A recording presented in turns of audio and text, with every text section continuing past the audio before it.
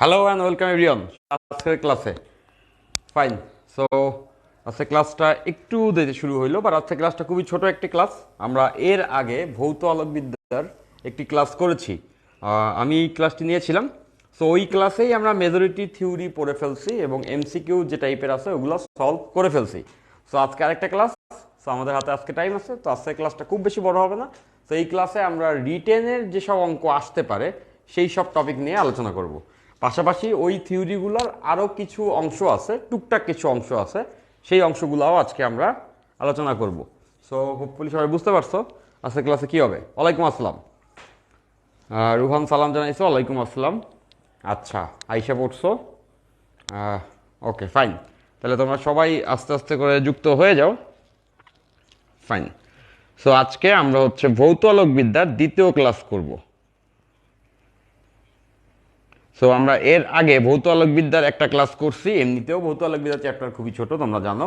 So ওই ক্লাসে আমি যাবতীয় যা থিওরি আছে সেগুলো পড়াই দিছি এবং এমসিকিউ যে টাইপেরগুলো হয় সেগুলো করাই দিছি। ফাইন। সো এরপরেও ওই থিওরির থেকে আরও কিছু এক্সট্রা অংশ আছে যেগুলো আমাদের রিটেন টাইপের কোশ্চেনের ভিতরে আসতে পারে। তো সেজন্য আমরা আজকে সেটা দেখব প্রথমে। দেন আমরা যেটা করব সেটা হচ্ছে আজকেও আমরা কিছু রিটেন টাইপের কোশ্চেন যেগুলো হচ্ছে গিয়ে এর আগে আসছে কয়েকটা ভার্সিটিতে সেগুলি সলভ করব। এবং পাশাপাশি আরও কিছু জ্ঞানমূলক টাইপের এমসিকিউ আছে। এই চ্যাপ্টারে কিছু জ্ঞানমূলক টাইপের এমসিকিউ থাকে, যেমন তরঙ্গ তত্ত্বটি কে দিয়েছেন, সো হাইগেন দিয়েছেন, এই টাইপের কিছু কোশ্চেন থাকে।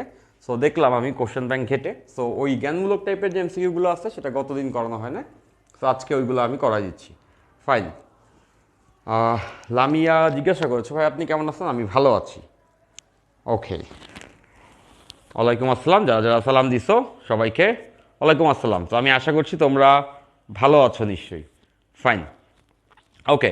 সো আজকে ক্লাস মজাই হবে। আজকে ক্লাসে বেশি প্যারা হবে না তোমাদের কারো, ক্লাসের লেন্থ খুব বেশি বড় হবে না, বাট আমরা টুকটাক যা জিনিস জানার দরকার সেগুলো জেনে ফেলবো। ফাইন। সো আই থিঙ্ক আমাদের অডিয়েন্স ধীরে ধীরে যুক্ত হচ্ছে। সো ধীরে ধীরে যুক্ত হচ্ছে, সো আমরা ক্লাসটাও ধীরে ধীরে শুরু করতে পারি। ফাইন। সো আমাদের গত ক্লাসটা নিশ্চয়ই সবার দেখা আছে। গত ক্লাস ভৌত আলোকবিদ্যার 1 নাম্বার ক্লাসে আমি হচ্ছে সকল থিওরিগুলো পড়িয়ে দিয়েছিলাম, ওখানে সূত্রগুলো গুছায় দেওয়া হয়েছিল। সেখানে আমরা শিখেছিলাম হচ্ছে গিয়া আলোর ব্যতিচার বা ইয়ংস ডাবল স্লিট এক্সপেরিমেন্ট, আলোর অপবর্তন এবং আলোর সমবর্তন, এবং বেশ কিছু টুকটাক সূত্র আমরা দেখেছিলাম। সো আজকেও ওই টপিকের ভিতর থেকে আরও কিছু অংশ আছে, যেই অংশগুলো আমি আজকে তোমাদেরকে দেখাবো। আচ্ছা, আমি ভালো আছি, আমি আশা করছি তোমরা সবাই নিশ্চয়ই ভালো আছো। তাহলে চলো ধীরে ধীরে আমরা ক্লাসটা শুরু করে ফেলি। সো আজকের ক্লাসে আমরা কি করব? আজকের ক্লাসে আমরা কিছু রিটেন টাইপের প্রবলেম দেখব এবং কিছু জ্ঞানমূলক টাইপের এমসিকিউ দেখব, এবং তার আগে আমাদের থিওরির ভিতর থেকে আরও টুকটাক কিছু জিনিসপত্র আছে যেগুলো হচ্ছে গিয়ে আজকে আমরা জানবো। কোশ্চেন ব্যাংকটা ঘেটে, ঢাকা ইউনিভার্সিটি কোশ্চেনটা ঘেটে আমি বেশ কয়েকটা কোশ্চেন পাইছি, 4-5টা কোশ্চেন, যেই কোশ্চেনগুলো একটু আনইউজুয়াল এই চ্যাপ্টারের, যেটা আমাদের বইয়ে ডিরেক্টলি নাই। সো এরকম কোশ্চেন আসতে দেখা গেছে। সো ওই 2-3টা কোশ্চেন কোন জায়গা থেকে আসছে, কীভাবে করে সেটা আনসার করতে হবে, সেটা আমি আজকে দেখাই দিব তোমাদেরকে। Okay fine. সো ওয়ালাইকুম আসসালাম, সবাই নিশ্চয়ই ভালো আছো। তাহলে চলো আগে আমরা থিওরির ভিতরে আর যতটুকু জানতে হবে ততটুকু জেনে ফেলি। আজকের এই অংশটাতে আমরা বেসিকলি দেখব হচ্ছে গিয়ে রিটেন টাইপের প্রবলেম হিসাবে কি টাইপের জিনিসপত্র আসতে পারে। তাহলে চলো আমরা শুরু করি ক্লাসটা। ফাইন। সো আমি কিন্তু আশা করছি যে তোমরা গত ক্লাসের সব কিছু থিওরি টিওরি এগুলা সুন্দর মতো লিখে গুছায় পড়ে রাখছো। ওকে, তাইলেই আজকে ক্লাসে ওইগুলোর পরের অংশগুলো আমরা দেখতে পারবো। ফাইন। প্রথমেই এইরকম একটা প্রবলেম তোমাদের রিটেনে থাকতে পারে, তো সেইটা একটু আমরা বুঝাই দেই যে আমরা যখন ইয়ংস ডাবল স্লিট এক্সপেরিমেন্ট করি, আমরা যখন ইয়ংয়ের ডিচির পরীক্ষা করেছিলাম, সেটা সূত্র আমরা সবাই জেনেছি।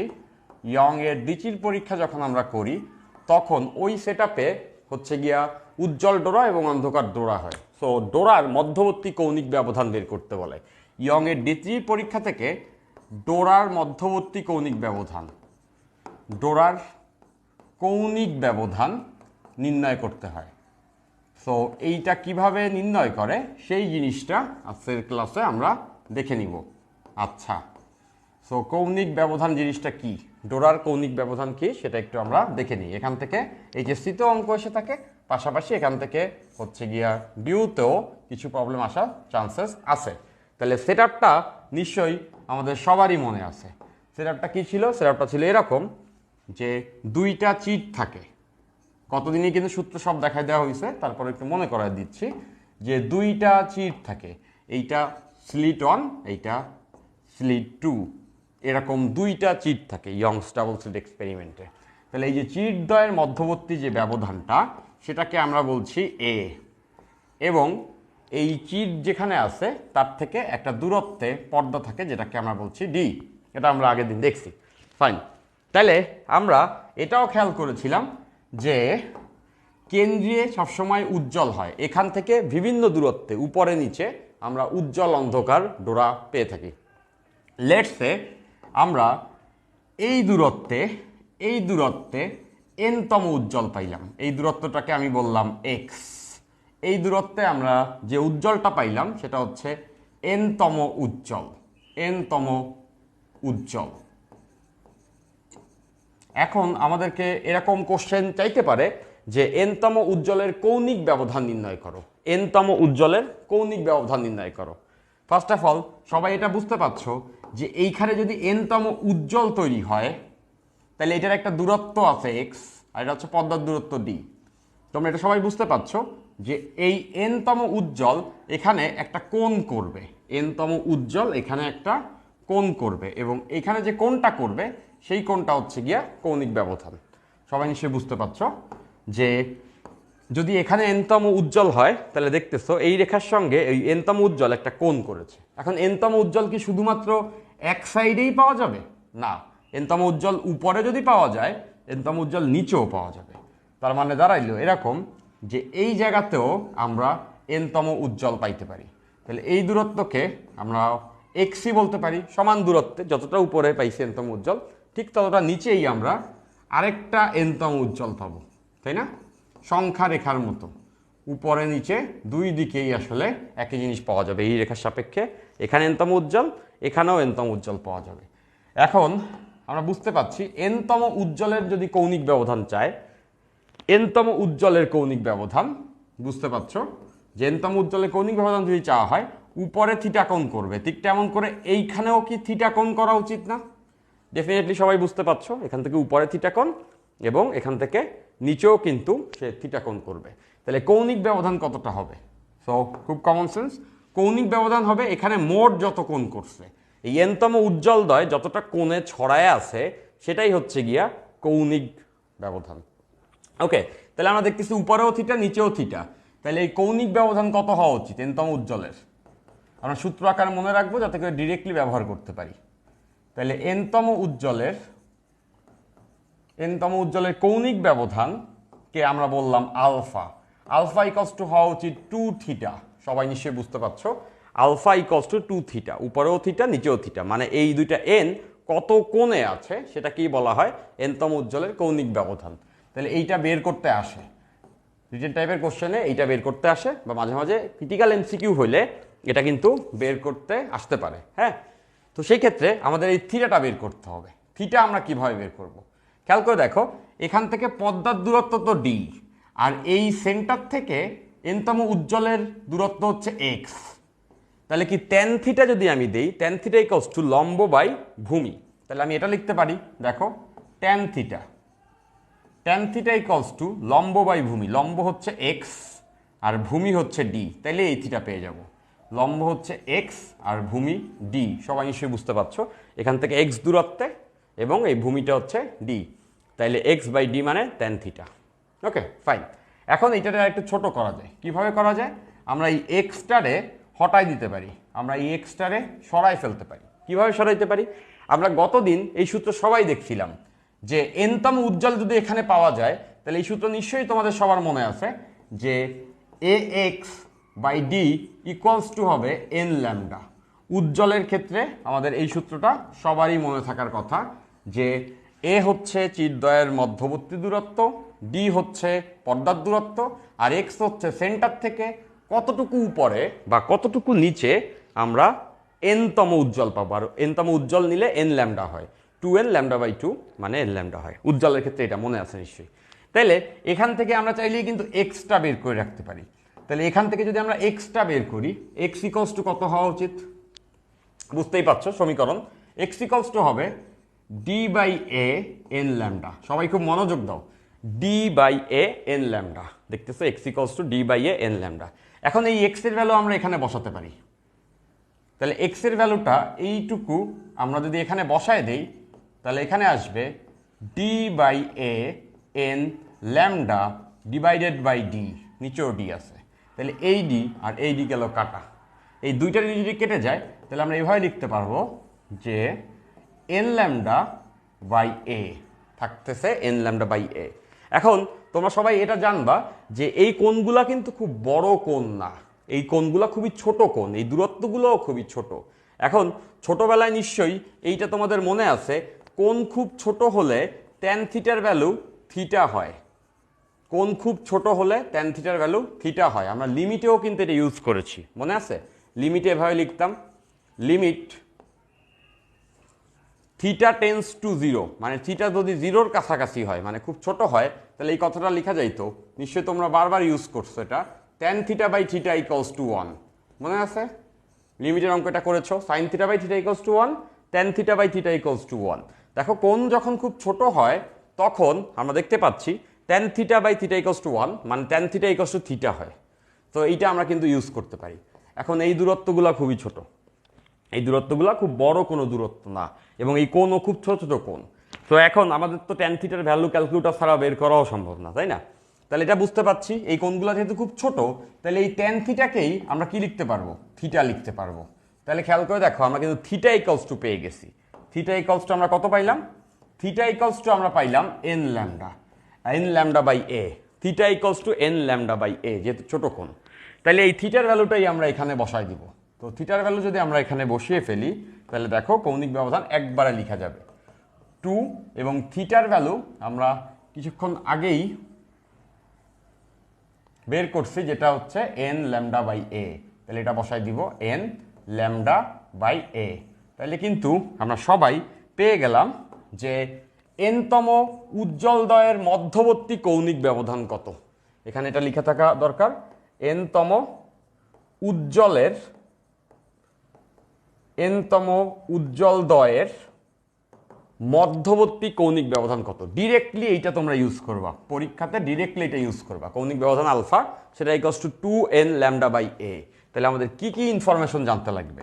আমাদের মাথায় রাখতে হবে যে চিরদ্বয়ের মধ্যবর্তী দূরত্ব কত, চিরদ্বয়ের মধ্যবর্তী দূরত্ব এ কত, আলোর তরঙ্গ দৈর্ঘ্য কত, এবং হচ্ছে যে কততম উজ্জ্বলদ্বয়ের মধ্যবর্তী কৌণিক ব্যবধান বের করতে বলতেছে।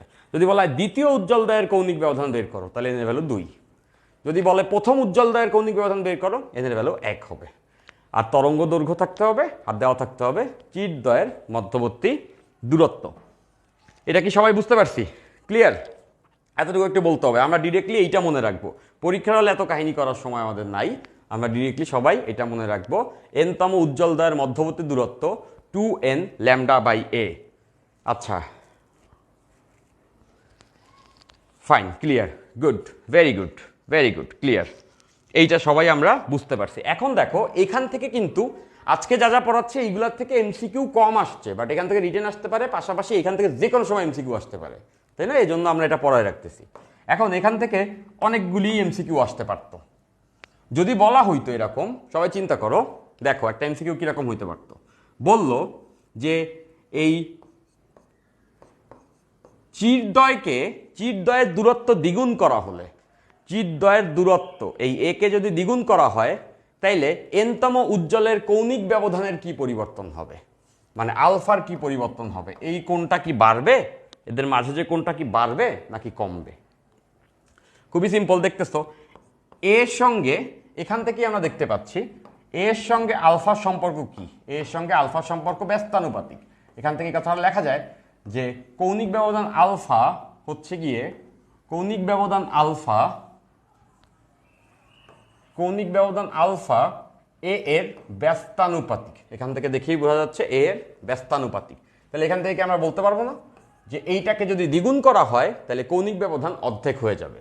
এই দূরত্ব যদি দ্বিগুণ করে দেয় তাইলে এই দ্বিগুণ করে দেওয়া মানে সবাই বুঝতে পারা উচিত, দ্বিগুণ করে দেওয়া মানে এইটারে 2 গুণ করা, মানে 2 দ্বারা ভাগ, তাহলে এটা কি হয়ে যাবে অর্ধেক। দেখতেছো মাঝের দূরত্ব যদি বাড়ায় দেই তাহলে কৌণিক ব্যবধান ছোট হয়ে যাবে, মানে চিট যদি দূরে থাকে তাহলে এই কোণের ব্যবধানটা অর্ধেক হয়ে যাবে। এটা দ্বিগুণ করে দিলে অর্ধেক হয়ে যাবে, এটা 3 গুণ করে দিলে 3 ভাগের 1 ভাগ হয়ে যাবে। বুঝছি সেসবই। আরও খেয়াল করো এখান থেকে যে এই কৌণিক ব্যবধানের সঙ্গে ল্যামডার সম্পর্ক কি। কৌণিক ব্যবধানের সঙ্গে ল্যামডার সম্পর্ক দেখতে পাচ্ছ সমানুপাতিক, উপরে আছে, তার মানে কৌণিক ব্যবধানের সঙ্গে ল্যামডার সম্পর্ক সমানুপাতিক। এখান থেকে যদি এমসিকিউ আসে, লেটসে বলা হইল যে আলোর তরঙ্গ দৈর্ঘ্য যদি দ্বিগুণ হয় তাইলে কৌণিক ব্যবধান কি হবে, কৌণিক ব্যবধানও দ্বিগুণ হবে। দেখতেই পাচ্ছ যে আলোর তরঙ্গ দৈর্ঘ্য যদি বাড়ে তাইলে এদের মাঝে কৌণিক ব্যবধানটাও বেড়ে যায় উজ্জ্বলের ক্ষেত্রে, তাই না? উজ্জ্বলের ক্ষেত্রে চিরের ব্যবধান বৃদ্ধি পাইলে কৌণিক ব্যবধান কমে, তরঙ্গ দৈর্ঘ্য বৃদ্ধি পাইলে কৌণিক ব্যবধান বাড়ে। ওকে, গুড, ভেরি গুড। আচ্ছা, গুড, ভেরি গুড। এই যে অবজারভেশনগুলো, এগুলো আমরা সবাই কিন্তু বুঝতে পারতেছি, বাট এই সূত্রটা বানায় না রাখলে কিন্তু আমরা পরীক্ষার হলে একদম মাথা এলোমেলো হয়ে যেতে পারে, তাই না? সো এই অংশগুলো একটু মনে রাখতে হবে। যদি এমসিকিউ এখান থেকে কখনো আসে নাই এর আগে, বাট রিটেনও আসে নাই, বাট আসতে পারে যে কোনো সময়, তাহলে আমরা সবাই জেনে ফেলছি এনতম উজ্জ্বলের কৌণিক ব্যবধান বের করার সূত্র হবে 2n λ/a। এখন নিশ্চয়ই তোমার মনে এই কোশ্চেনটা আসবে, তাইলে এনতম অন্ধকারের কৌণিক ব্যবধান কিভাবে বের করব? তাহলে চলো আমরা এবার সেটা জেনে ফেলি যে এনতম অন্ধকারের ক্ষেত্রে কৌণিক ব্যবধান আমরা কিভাবে বের করব। এনতম অন্ধকারের কৌণিক ব্যবধান আমরা এবার দেখব।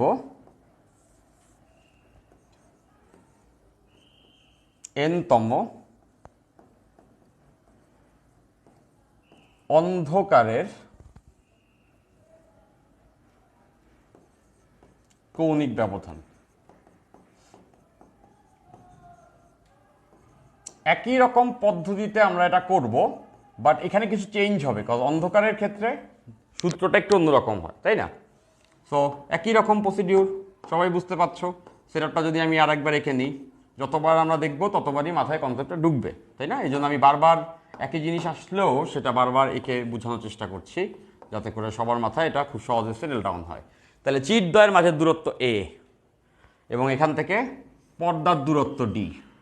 লেটসে আমরা ধরলাম যে এই জায়গাতে এনতম অন্ধকার পাইছি, এনতম, এনথ ডার্ক, ডার্ক মানে অন্ধকার, নিশ্চয়ই বুঝতেছ।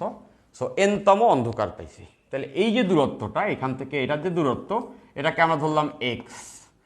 সো খুব কমন সেন্স, বুঝতে পারছো উপরে যত দূরত্বে আমরা আসলে এনতম অন্ধকার পাবো, নিচে এক্স্যাক্টলি তত দূরত্বে আরেকটা অন্ধকার পাবো। ডার্ক তো আর একটা পাবো না, ডার্ক তো 2টা পাবো, এটা আমরা সবাই জানি। উপরে একটা পাবো, নিচে একটা পাবো। এদের কৌণিক ব্যবধান বের করতে বললে একই রকমভাবে উপরে একটা কোণ করবে থিটা, নিচে একটা কোণ করবে থিটা, তাহলে এই দুইটা থিটার যোগফলটাই কিন্তু এদের মোট কৌণিক ব্যবধান। ওকে, ফাইন। সো একই ওয়ে কৌণিক ব্যবধান আলফা ইকুয়ালস টু হবে 2 থিটা, কৌণিক ব্যবধান আলফা ইকুয়ালস টু 2 থিটা। তাহলে এবার খেয়াল করে দেখো, আমরা থিটা বের করতে চাই, থিটা বের করতে চাই এই ত্রিভুজে, এই ত্রিভুজে বুঝতেছো tan theta equals to x/d। তাহলে আমরা এটা লিখতে পারবো tan থিটা, আগের মতোই দেখো সূত্র চেঞ্জ কোথায় হয়, tan theta equals to x/d, tan theta equals to x/d। পর্দার দূরত্ব এটা, আর এটা হচ্ছে এইখান থেকে কতটা উপরে হয়েছে। ফাইন, এইবার এক্সটারে আমরা এখান থেকে সরাবো। এখন এখানে কিন্তু অন্ধকার, ডার্ক, ডার্কের ক্ষেত্রে আমরা আগের ক্লাসেই এই সূত্র পড়ছিলাম, সবার নিশ্চয়ই মনে আছে। ডার্ক যখন পাই বা অন্ধকার যখন পাই তখন ax/d ইকুয়ালস টু λ/2 এর বিজোড় গুণিতক, টুয়াইস n মাইনাস 1 বিজোড় গুণিতক। আর যখন ব্রাইট পাই তখন λ/2 এর জোড় গুণিতক, তাহলে 2n λ/2 ওইটাই ইকুয়ালস টু হয় হচ্ছে গিয়া n ল্যামডা। আর যখন অন্ধকার পাই তখন সেটা হচ্ছে λ/2 এর বিজোড় গুণিতক। তাহলে এখান থেকে তো এক্সটা বের করা যাবে। এক্স ইকুয়ালস টু কত আসবে? এক্স ইকুয়ালস টু আসবে d/a টুয়াইস n মাইনাস 1 λ/2। নিশ্চয়ই সবাই বুঝছো, তাই না? d/a twice n minus 1 λ/2। এখন এই এক্স এর ভ্যালুকে আমরা এখানে বসাবো, তাহলে এক্স এর ভ্যালু যদি এখানে আমরা বসাই, বুঝতে পারছো, D by A twice N minus one lambda by two divided by নিচে আছে ডি। সো এখান থেকে একজন কাটা যাবে, কে কাটা যাবে বলো তো? ডি কাটা যাবে। তাহলে ডি যদি কেটে যায় তাহলে সেই ক্ষেত্রে কিন্তু আমরা দেখতে পাচ্ছি এখানে থাকতেছে, আমি যদি এই ক্যালকুলেশনটার কথা বলি, এখানে থাকতেছে হচ্ছে গিয়ে twice N minus one lambda by two divided by a. সবাই দেখতে পাচ্ছ এইটা আসে। এখন এখানেও কোণ খুব ছোটই থাকবে এবং ট্যান থিটা ইকুয়ালস টু আমরা লিখতে পারবো থিটা। তাহলে সেই থিটার ভ্যালুটাই কিন্তু আমাদের এখানটাতে আমরা পেয়ে গেছি, এইটারে আমরা এখানে বসাই দিব। তাহলে এইটারে যদি আমরা এখানে বসাই দেই তাহলে আসবে, খেয়াল করে দেখো, 2 আছে, থিটার ভ্যালু বসাচ্ছি, twice N minus one by A lambda by two, এই 2 আর এই 2 কাটা। তাহলে ফাইনালি ফর্মুলা এরকম আসবে, কৌণিক ব্যবধান alpha equals to twice N minus one lambda by a. দেখো এখানে ব্যাপারটা কিন্তু এরকমই, এখানে আসছে lambda by a into n, আর এখানে আসছে lambda by a into twice N minus one. আমরা তো সেটাই মনে রাখবো, ঠিক আছে? তাহলে সবাই নিশ্চয়ই বুঝতে পারছি, যদি এনতম অন্ধকারের কৌণিক ব্যবধান বলে তাহলে সূত্র এটা হবে। যদি বলা হয় তৃতীয় অন্ধকার এর কৌণিক ব্যবধান কত, তৃতীয় অন্ধকার দ্বয়ের কৌণিক ব্যবধান কত, তাহলে এনের ভ্যালু 3 বসবে, আর তরঙ্গ দৈর্ঘ্য আর চির দ্বয়ের মধ্যবর্তী ব্যবধান থাকবে। এখান থেকেও কিন্তু একই রকমভাবে এই কথাগুলো বলা যায় যে কৌণিক ব্যবধান চিরের দূরত্বের, কৌণিক ব্যবধান চিরের দূরত্বের ব্যস্তানুপাতিক। মানে চির যদি অনেক দূরত্বে থাকে তাহলে কৌণিক ব্যবধানও ছোট আসবে। অ্যাট দ্য সেম টাইম এখান থেকে এটাও বলা যায় যে আলফা হচ্ছে তরঙ্গ দৈর্ঘ্যের সমানুপাতিক। তাহলে আমরা এইটা বলতে পারি যে দুই কেসেই এ এবং তরঙ্গ দৈর্ঘ্যের সঙ্গে কৌণিক ব্যবধানের সম্পর্ক একই রকম থাকে। জাস্ট যখন আমরা অন্ধকারের জন্য কৌণিক ব্যবধান বের করি ল্যামডা বাই এর সঙ্গে টোয়াইজ এন মাইনাস ওয়ান গুণ করি, আর যখন আমরা উজ্জ্বলের কৌণিক ব্যবধান বের করি তখন ল্যামডা বাই এর সঙ্গে টোয়াইজ এন গুণ করি। সবাই একটু খেয়াল করে দেখো, জিনিসটা কিন্তু মনে রাখা তোমার জন্য কঠিন না। এইখানেও কিন্তু ল্যামডা বাই এ আছে, তার সঙ্গে টোয়াইজ এন গুণ করি এখানে, আর এখানেও কিন্তু ল্যামডা বাই এ আছে, তার সঙ্গে টোয়াইজ এন মাইনাস ওয়ান গুণ করি। মানে এখানে বিজোড় সংখ্যা গুণ করি আর এখানটাতে একটা জোড় সংখ্যা গুণ করি। তাহলে উজ্জ্বল বললে ল্যামডা বাই এ এর সঙ্গে জোড় সংখ্যা গুণ হয়, এবং অন্ধকারের যদি কৌণিক ব্যবধান বলা হয় তাহলে ল্যামডা বাই এর সঙ্গে বিজোড় সংখ্যা গুণ হয়। তাহলে এখন কি আমরা সবাই অন্ধকার দ্বয়ের কৌণিক ব্যবধান এবং হচ্ছে গিয়া উজ্জ্বল দ্বয়ের কৌণিক ব্যবধান বের করতে পারবো না?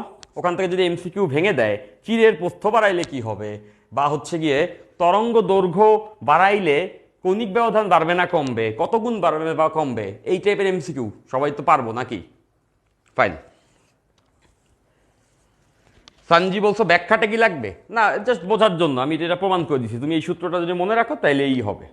গুড। বদিউজ্জামান বলছো পারবো ইনশাল্লাহ। আচ্ছা, রাজেশ তালুকদার বলছো ভাই একাডেমিকের সাথে কোনো মিল পাইতেছি না, বুঝলাম না। একাডেমিকের সঙ্গে মিল পাচ্ছ না, এর একটা বড় কারণ হচ্ছে তোমার টিচার যখন পড়াইছেন তখন এটা পড়ান নাই, এই জন্য পাচ্ছ না। ওকে, সো আমি যদি পড়াইতাম তাহলে ডেফিনেটলি আমি তোমাদেরকে এইগুলো একাডেমিকেই পড়াইতাম। সো সমস্যা নাই, তোমাদের একাডেমিকে পড়া উচিত ছিল, সেটা পড়ো নাই, আমি তো এখন পড়া দিচ্ছি। ওভারঅল তো তোমার হয়েই যাচ্ছে, ক্রিস্টাল ক্লিয়ার। খান খান বলছো। আচ্ছা, ওকে, সূত্রগুলো আলাদা করে লিখে দেন প্লিজ, এটা বলছো ফারজানা। এই যে ফারজানা দেখো, আমি যেখানে যেখানে বাক্স করে রাখছি এটা তোমার কাছে যাবে এই পিডিএফটা, তাই না? এখানে বাক্স করে রাখছি না, তো ওই বাক্সটাই সূত্র। আমি দেখবা যে যেখানে যেখানে বাক্স করি ওইগুলো সূত্র, যেমন এটা মনে রাখবো আমরা, এখান থেকে এটাও মনে রাখবো, বুঝতে পারছো? দ্যাটস ওয়াই আমি ওগুলোকে আলাদা করে কালার করে বাক্স করে দিছি। পড়ছি লাগে আগে বলছো। আচ্ছা, সিয়াম বলছে ইয়াসিন ভাই একটু ডিফারেন্টভাবে পড়াইছিলেন। হ্যাঁ, ডিফারেন্টভাবে পড়াইতেই পারেন, যে এক একজন এক এক মতো পড়াবে, তাতে আসলে কিছু যায় আসে না, সবগুলোই একই রকমভাবে আনসারে যাবে। হ্যাঁ, আমি আরেকটু প্রিসাইজ করার চেষ্টা করেছি। আমি যেটা করেছি একবারে কৌণিক ব্যবধানের সূত্রই বের করছি, তাই না? একবারে কৌণিক ব্যবধানের সূত্র বের করছি, এগুলো আসলে আমরা পারবো। ওকে, ফাইন। আচ্ছা, ওকে, গেল। তাহলে কৌণিক ব্যবধানের ব্যাপারটা গেল। এইবার আসো, এখান থেকে আর কি হইতে পারে?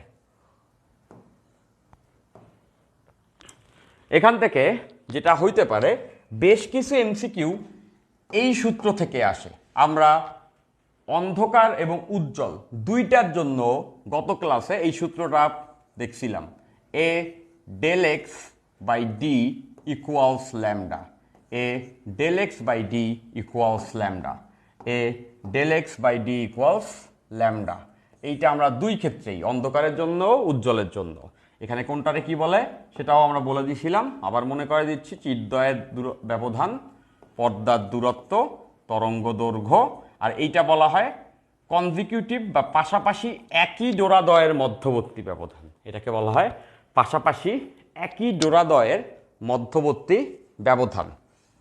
মানে ব্যাপারটা এরকম, আমি যদি বর্ণালীটা আঁকি, এই ডেল এক্সটা একটু বোঝা দরকার আছে, কারণ এখান থেকে কিছু জিনিসপত্র থাকবে। আমরা এটা জানি যে কোথাও উজ্জ্বল পাবো, সাদা মানে উজ্জ্বল, এরপরে অন্ধকার পাবো দুই পাশে, তারপরে আবার ওই দুই পাশে হচ্ছে গিয়ে আমরা উজ্জ্বল পাবো। এভাবে করে একটা ব্যান্ড তৈরি হবে, এভাবে করে একটা বর্ণালী তৈরি হয় পর্দার উপরে। ওকে, ফাইন। সো এই ডেল এক্সের পরিচয় হচ্ছে পাশাপাশি একই টাইপের যদি দুইটা ডোরা থাকে তাদের মাঝের ব্যবধান। যদি আমি এভাবে বলি, দেখো এইটা একটা উজ্জ্বল, এর পাশে আরেকটা উজ্জ্বল আছে ও, পাশাপাশি একই ডোরা, দুইটাই উজ্জ্বল, এটা উজ্জ্বল এটা উজ্জ্বল, এদের মধ্যবর্তী যে ব্যবধান, এদের মধ্যবর্তী যে ব্যবধান, এটাকে আমরা বলতে পারবো ডেল এক্স। ঠিক তেমন করে যদি আমি অন্ধকারের কথা চিন্তা করি, আমি যদি অন্ধকারের কথা চিন্তা করি, তাহলে এইটা একটা অন্ধকার, এর পাশে অন্ধকার, এই যে একটা অন্ধকার, এই একটা অন্ধকার, এই একটা অন্ধকার, কদের মাঝখানে তো একটা উজ্জ্বল আছে। তাহলে এদের মধ্যবর্তী ব্যবধানও যদি আমি বের করি, একই ডোরা, দেখো পাশাপাশি দুইটা অন্ধকারের মধ্যবর্তী ব্যবধান যদি আমরা বের করি, তাতেও কিন্তু একই আসবে, যেটাকে আমরা বলতে পারবো ডেল এক্স। দুইটা অন্ধকারের মাঝের ব্যবধান অথবা দুইটা উজ্জ্বলের মাঝের ব্যবধান। ওকে, ফাইন। এখন এখানে তোমাদের এক টাইপের অঙ্ক আসে, যেটা তোমরা করেছো, তাও আমি এখান থেকে বুঝাই দিচ্ছি। সেটা হচ্ছে ডোরার প্রস্থ, ডোরার প্রস্থ, ডোরার প্রস্থ। ওকে, আচ্ছা, ডোরার প্রস্থ বলতে কি বোঝায়? এখন ডোরা কোনটা? ডোরা বলতে সিঙ্গেলি এইটা বোঝায়, লেটসে একটা উজ্জ্বল ডোরা, এতটুকু হচ্ছে একটা উজ্জ্বল ডোরা, এতটুকুই একটা উজ্জ্বল ডোরা। অথবা যদি একটা অন্ধকার ডোরা বলি, তাহলে এতটুকুই একটা অন্ধকার ডোরা, এটাও একটা ডোরা, এটাও একটা ডোরা। এখন ডোরার প্রস্থকে আমি লেটসে ধরলাম ওয়াই। এই যে ডোরার প্রস্থ, এটা হচ্ছে ওয়াই। ডোরাটা কতটুকু প্রশস্ত? সো উজ্জ্বল ডোরা যতটুকু প্রশস্ত হবে, অন্ধকার ডোরাও সেম পরিমাণেই প্রশস্ত হবে। সো ডোরার প্রস্থকে আমরা বললাম ওয়াই। এখন ডোরার প্রস্থ কত হওয়া উচিত? এখান থেকে একটু সবাই চিত্রটা খেয়াল করো। ডোরার প্রস্থ কত হওয়া উচিত? খুবই সিম্পল। এই ডেল এক্স কি ডোরার প্রস্থ? না, ডেল এক্স ডোরার প্রস্থ না। খেয়াল করে দেখো যে এই থেকে এই পর্যন্ত ব্যবধান হচ্ছে ডেল এক্স, এইটার ভিতরে কয়টা ডোরা পড়ছে? চিন্তা করতে হবে যে এইটুকুর মধ্যে কতগুলি ডোরা পড়ছে। আমরা খুব সহজেই চিন্তা করতে পারছি। দেখো এই বিন্দু থেকে এই বিন্দুর মাঝে দুইটা ডোরা আছে। কেন দুইটা ডোরা? দেখো এখানে একটা হাফ অন্ধকার ডোরা, এখানে একটা হাফ উজ্জ্বল ডোরা, অন্ধকার বলে ফেলছি, মানে এখানে একটা হাফ উজ্জ্বল ডোরা। খেয়াল করে দেখো এতটুকু একটা হাফ উজ্জ্বল ডোরা, এতটুকু একটা হাফ উজ্জ্বল ডোরা, এই হাফ আর এই হাফ মিলে একটা উজ্জ্বল ডোরা, আর মাঝখানে একটা পূর্ণাঙ্গ অন্ধকার ডোরা। তাহলে মোট কয়টা ডোরা এখানে? দুইটা ডোরা, একটা অন্ধকার, একটা উজ্জ্বলের হাফ আর একটা উজ্জ্বলের হাফ। এই দুই হাফে একটা উজ্জ্বল আর এই একটা হচ্ছে গিয়ে অন্ধকার। তার মানে ডেল এক্স দ্বারা বুঝায় দুইটা ডোরা, ডেল এক্স দ্বারা বুঝায় দুইটা ডোরা। দুইটা ডোরার প্রস্থ কিন্তু, দুইটা ডোরার প্রস্থ কিন্তু আমরা দেখতে পাচ্ছি ডেল এক্সের মধ্যেই আছে। ডেল এক্সের মধ্যেই আসলে দুইটা ডোরার প্রস্থ আছে। তাহলে একটা ডোরার প্রস্থ কত হওয়া উচিত? একটা ডোরার প্রস্থ হওয়া উচিত ডেল এক্সকে দুই দ্বারা ভাগ করলেই কিন্তু আমরা পেয়ে যাব একটা ডোরার প্রস্থ কত। এখন খেয়াল করে দেখো এখান থেকে তো ডেল এক্সটা বের করা যায়। ডেল এক্স ইকলস টু কত? ডেল এক্স ইকলস টু হওয়া উচিত ডি বাই এ ল্যামডা। সবাই দেখতেছো del X equals to D by A lambda. তাহলে ডোরার প্রস্থ, ডেল এক্স এর value D by A lambda, এটা যদি বসাই দিই তাহলে ডি ল্যামডা বাই 2a। তাহলে তোমরা ডোরার প্রস্থের এই সূত্রটা একবারে মনে রাখতে পারো, কজ ডিউর পরীক্ষা বুঝতেই পারতেছো সময় তত বেশি নাই, তাই না, দ্রুত দুবদাব দিতে হয়। সো এই জন্য আমি একবারে গুছাই দিচ্ছি। আমরা জানি এখান থেকে এক্স বের করে তারা 2 দ্বারা ভাগ করলে আনসার হবে, বাট পরীক্ষা হলে ওই টাইমটা তুমি পাও কি না। সো সেই জন্যই হচ্ছে গিয়া এগুলো আমি সব গুছাই দিচ্ছি সূত্র আকারে। তার মানে পর্দার দূরত্ব এবং তরঙ্গ দৈর্ঘ্যের গুণফলকে 2a দ্বারা ভাগ করে দিলেই আমরা পেয়ে যাব যে কোনো ডোরার প্রস্থ, যে কোনো ডোরার প্রস্থ। হোপফুলি সবাই এটা বুঝতে পারছো। আচ্ছা,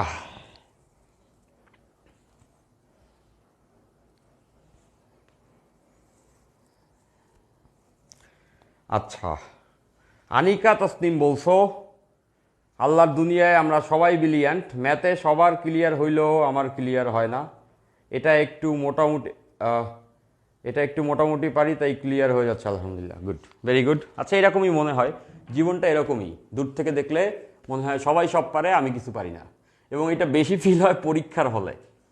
মানে আমি আমার জীবন দশায় যতই ভালো পরীক্ষা বা খারাপ পরীক্ষা যেটাই দিছি না কেন, পরীক্ষার হলে যদি কখনো মাথা উঁচু করে পুরো হলের দিকে তাকাইছি, তাহলে একটা জিনিসই দেখছি, সবচেয়ে কম যে পারে ও পুরো বেঞ্চ কাঁপায় লিখতেছে, তাই না। পরীক্ষা হলে তাকাইলে মনে হয় এরকম যে সবাই লিখতেছে আমি কি করতেছি। তো এইটাই বাস্তবতা, তাই না, যে আমরা সবাই ভাবি যে সবাই সব পারে, আমরা বোধহয় কম পারি। তো এই চিন্তাটা থেকে বেরোইতে হবে। সবারই আসলে অবস্থা অলমোস্ট সেম, একই জায়গায়। দেখলে মনে হয় অনেকে অনেক কিছু পারে, বাট নিজেকে নিজের কনফিডেন্ট দিতে পারতে হবে, তাই না। মনে রাখবা তোমার জীবনে সেই সব ঘটনাগুলোই আসলে বাস্তবে ঘটছে যে সকল ঘটনাগুলো তুমি বিশ্বাস করছো যে এইটা আমার সঙ্গে ঘটা উচিত, তাই না। কখনো চিন্তা করে দেখো যে তুমি একটা পরীক্ষা দিতে যাচ্ছ, ওই পরীক্ষায় তুমি ভালো নাম্বার পাবা, এটা কিন্তু পরীক্ষার হলে যাওয়ার আগেই তুমি ফিল পাইতেছিলা, তাই না। পরীক্ষা হলে যাওয়ার আগেই তুমি ওই দিনকে ফিল পাচ্ছিলা যে আজকে আমি নাম্বার পাবো অনেক ভালো, মনে হচ্ছে ভালো হবে, তাই না। পরীক্ষার প্রশ্ন পাওয়ার পরেও তুমি বুঝে গেছো যে আজকে তো ভালো হবে। তো তুমি খেয়াল করে দেখো এবং তারপরে দিয়ে তোমার ভালো হয়েছে। তো এটা কেন হয়েছে, কজ তুমি আগের থেকে বিশ্বাসটা রাখছো নিজের উপরে। এখন আমরা মনে করি যে আমরা সবাই যদি এটা চিন্তা করি যে তাহলে তো ভাই খুব একটা শর্টকাট আছে, আমরা সবাই বিশ্বাস করতে শুরু করব যে আমি ভালো করব, আমি ডিউতে চান্স পাবো, তাহলে তো আমি সবাই পেয়ে যাব, তাই না। বাট সবথেকে ইম্পর্টেন্ট জিনিস, এই বিশ্বাস শব্দটা নিজের উপরে আনতে হলে সেটাকে একটা কারণ দিতে হয়।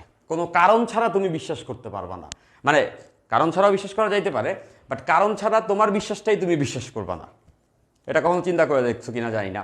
চিন্তা করো যে তুমি ডিউতে চান্স পাবা, এই বিশ্বাসটা তুমি তখনই করতে পারবা যখন তুমি হয়তোবা টানা আগামী 2 মাস প্রত্যেক দিন 5 ঘন্টা করে পড়ালেখা করবা। সামনে আর 2 মাস আছে, এই 2 মাস প্রত্যেক দিন যদি তুমি 5 ঘন্টা করে পড়ো, সেই ক্ষেত্রে 2 মাস পরে যেদিনকে তুমি ডিউর পরীক্ষা দিতে যাবা, তুমি সাডেনলি সকালবেলা ফিল করবা যে গত 60 দিন এর ভিতরে রোজা গেছে, ঈদ গেছে, কত কিছু গেছে, মানুষজন ঘুরছে ফিরছে, কত কিছু করছে, বাট আমি প্রত্যেক দিন 5 ঘন্টা পড়ছি। যখন সবাই আনন্দ করছে তখন আমি পড়ছি। সো এই যে কাজটা তুমি করবা, এই কাজটাই তোমাকে হচ্ছে গিয়া ওই বিশ্বাস জোগাইতে হেল্প করবে যে হ্যাঁ তাহলে আমিই চান্স পাবো। সেটাই বলতে চাচ্ছি, পরিশ্রম করতে থাকো, সবাই ইনশাল্লাহ ভালো করবা। নিশ্চয়ই বুঝছো আমি কি বলতে চাইছি। ফাইন, ওকে, তাহলে আমরা ডোরার প্রস্থ পেয়ে গেছি। ফাইন, এখন এই পর্যায়ে এরকম কিছু ঘটনা ঘটে যে আমাদের এই চির এবং পর্দার মাঝে মাঝে মাঝে পানি টানি টাইপের কোনো একটা অন্য পদার্থ দিয়ে দেওয়া হতে পারে। মানে ব্যাপারটা এরকম, ইউজুয়ালি আমরা যখন ইয়ংয়ের দ্বিচির পরীক্ষণ করেছি তখন তোমরা খেয়াল করেছো যে মাঝখানে কিন্তু শূন্য মাধ্যম রাখছি। আমাদের এখানে 2টা স্লিট থাকে, S1 S2, আরেকটা পর্দা থাকে S1 S2, এবং আরেকটা থাকে হচ্ছে পর্দা বা স্ক্রিন, আরেকটা পর্দা বা স্ক্রিন থাকে।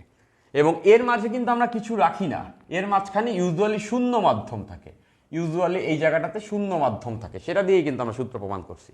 হোয়াট ইফ এরকম কোশ্চেন থাকতে পারে যে চির এবং পর্দার মাঝে আমরা পানি রেখে দিলাম, ইন কেস এই চির এবং পর্দার মাঝে আমরা পানি ভরে রাখছি, এইখানটাতে অনেকখানি পানি দিয়ে রাখছি, পুরো জায়গাটা ওয়াটার দ্বারা ফ্লাডেড, অথবা এর মাঝখানটা পুরোটা কাঁচ দিয়ে রাখছি, এরকম যে কোনো একটা মিডিয়াম দিয়ে রাখতে পারি। যদি পানি দিয়ে রাখি তাহলে এই পানির একটা প্রতিসমাঙ্ক আছে, বা অন্য কোনো স্বচ্ছ মাধ্যম, স্বচ্ছ কাঁচ যদি দিয়ে রাখি তাহলে তার প্রতিসমাঙ্ক আছে। এখন সবাই বুঝতে পারছো সেই ক্ষেত্রে কি ঘটনা ঘটবে। শূন্য মাধ্যমে কি হয় সেটা আমরা জানি, তাই না। শূন্য মাধ্যমে কি হয় এটা আমরা জানি, বাট যদি মাঝখানে এক্সপেরিমেন্টটা ঘটানোর সময় ভিতরে পানি দিয়ে রাখে বা মিউ প্রতিসরণাঙ্কের একটা স্বচ্ছ মাধ্যম দিয়ে রাখে, তাতেও তো এখানে আমরা বর্ণালী পাবো, স্বচ্ছ মাধ্যম, আলো তো যাবে। তাহলে সেই ক্ষেত্রে এই ডোরার প্রস্থগুলোর কি অবস্থা হবে, তাই না? মানে নর্মালি তো আমরা ডোরার প্রস্থ ওয়াই একটা জানছি, বা এই ডেল এক্স একটা জানছি। এই ডেল এক্স কি আর আগের মতো থাকবে যেহেতু মাঝখান দিয়ে যাচ্ছে? তো সেটা আমরা কীভাবে বের করবো? দেখো, খুবই কমন একটা জিনিস। এই কনসেপ্টের অঙ্ক আমার বুয়েট পরীক্ষাতেও আসছিল এবং এই কনসেপ্টের অঙ্ক ডিউর পরীক্ষাতেও আসে। আমাদের জাস্ট একটা লাইন মনে রাখতে হবে যে আমরা এটা জানিও, প্রতিসরণাঙ্কের সঙ্গে তরঙ্গ দৈর্ঘ্যের সম্পর্ক ব্যস্তানুপাতিক। তরঙ্গ দৈর্ঘ্য বেশি হলে প্রতিসরণাঙ্ক কম হয়, এটা নর্মালি আলোর বৈশিষ্ট্য।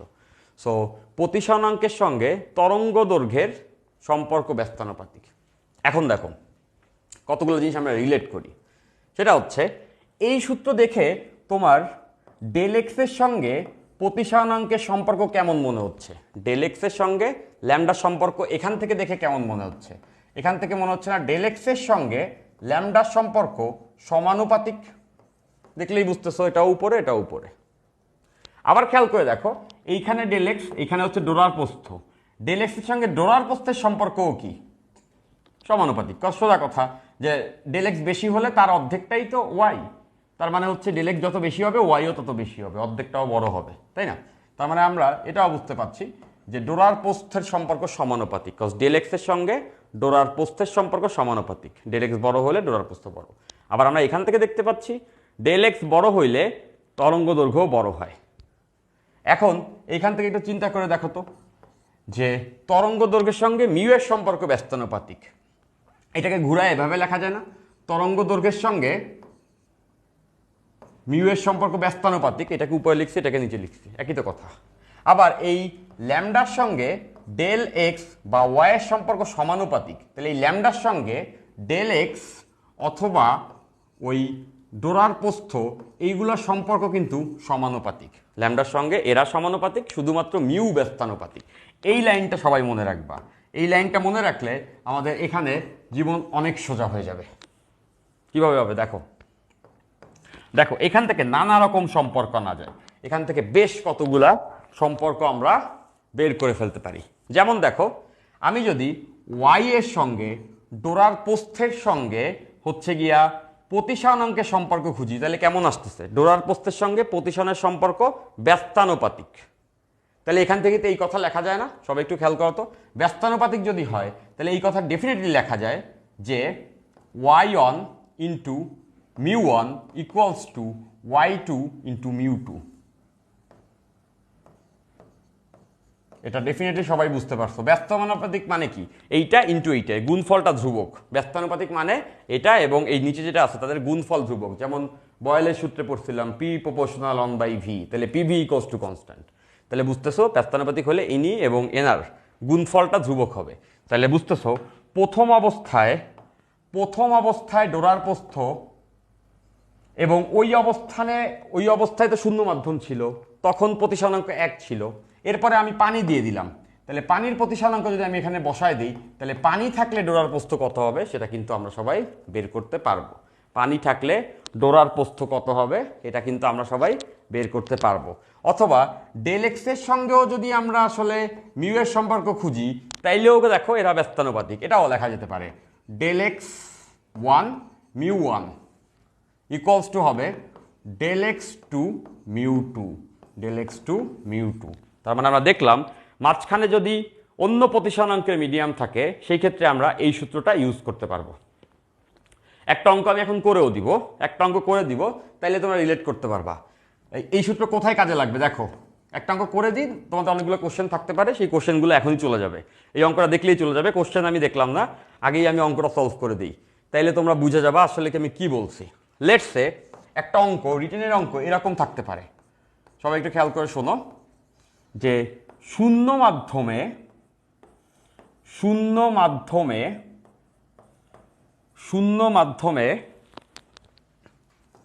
20 সেন্টিমিটারে 5টি ডোরা পাই।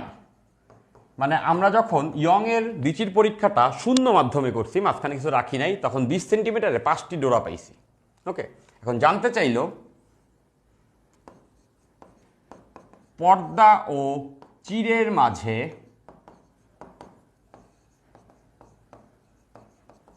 পানি রাখলে ডোরার প্রস্থ কত।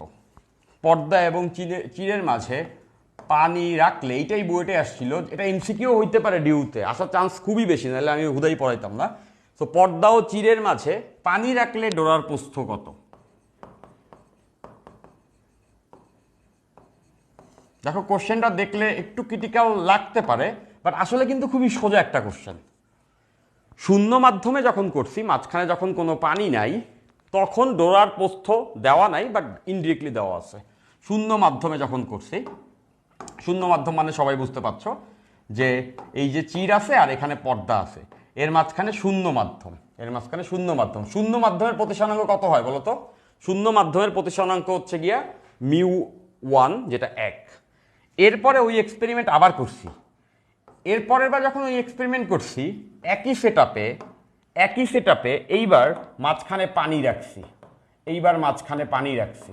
সো পানির প্রতিসরাঙ্ক μ2, এটা আমরা জানি, সেটা কত? 1.33 দেওয়া থাকবে পরীক্ষায়। পানির প্রতিসরাঙ্ক এটা, বা কাজ থাকলে 1.5 বা যেটা হবে সেটা থাকবে। ফাইন, এইবার আমরা এইখানে ডোরার প্রস্থ কত সেটা যদি আমরা বের করতে চাই, এইখানে ডোরার প্রস্থ কত, দেখো 5টি ডোরা পাইছি 20 সেন্টিমিটারে, তাহলে একটা ডোরার প্রস্থ কত হবে?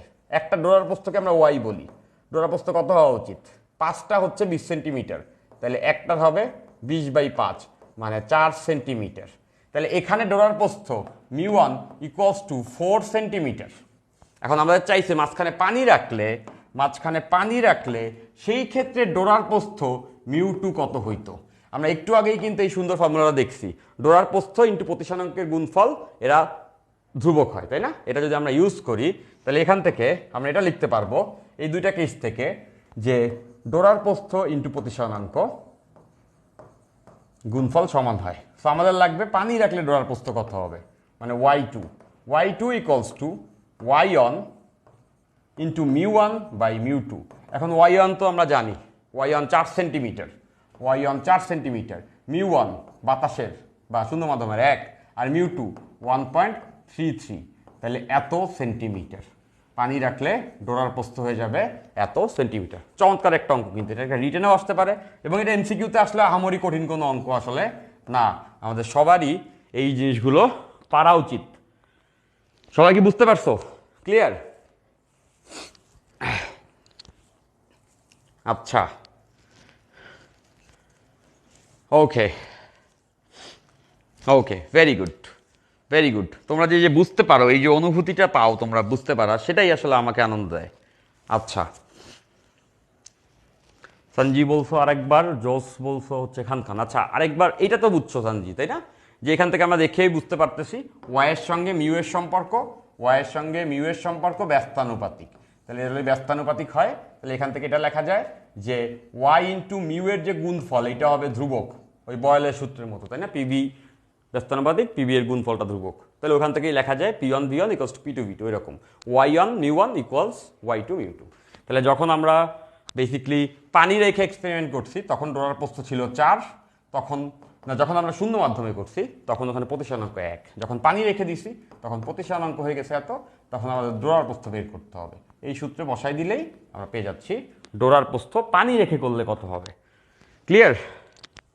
পানির মিউ কি মুখস্থ রাখবো না, এটা দেওয়া থাকবে। পানির মিউ ডেফিনেটলি দেওয়া থাকবে, যে কোনো প্রতিসরাঙ্ক তোমাদের ডিরেক্টলি মুখস্থ ইউজ করতে হবে না, ওরা দিয়ে দিবে।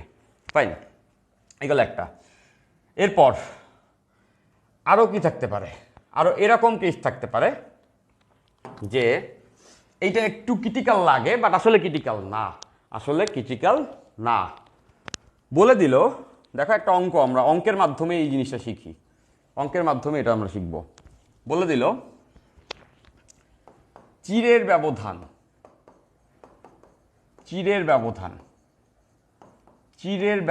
হচ্ছে 4 সেন্টিমিটার। এটা বলেছে চিরের ব্যবধান 4 সেন্টিমিটার। পর্দার ব্যবধান লেটস সে 10 সেন্টিমিটার, পর্দার ব্যবধান 10 সেন্টিমিটার। আচ্ছা সরি, একটু কারেকশন আছে, জাস্ট এইটা বলেছে যে চিরের ব্যবধান হচ্ছে 4 সেন্টিমিটার এবং তরঙ্গ দৈর্ঘ্য, যে আলোটা পড়ছে আর কি সেটা তরঙ্গ দৈর্ঘ্য লেটস সে 500 ন্যানোমিটার। ওকে, এরকম বলেছে, চিরের ব্যবধান এবং তরঙ্গ দৈর্ঘ্য বলা আছে। এরপরে হঠাৎ করে বলল পর্দাটি 0.005 সেন্টিমিটার পার সেকেন্ড বেগে পেছালে, মানে পর্দাটা সরে যাচ্ছে, পর্দাটা দূরে সরে যাচ্ছে, পর্দাটা এত বেগে পেছালে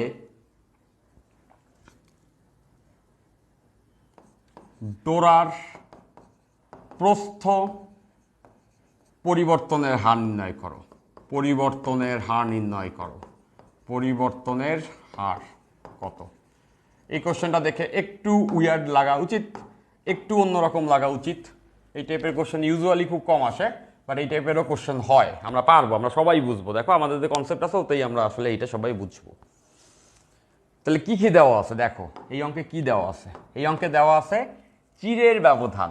চিরের ব্যবধান বলতে আমরা এ বুঝি, তাই না?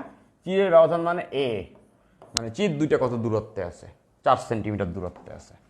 চিত্রটা যদি আমরা এঁকে নেই, তাহলে এই যে দুইটা চির দুইটার মাঝের দূরত্ব হচ্ছে 4 সেন্টিমিটার।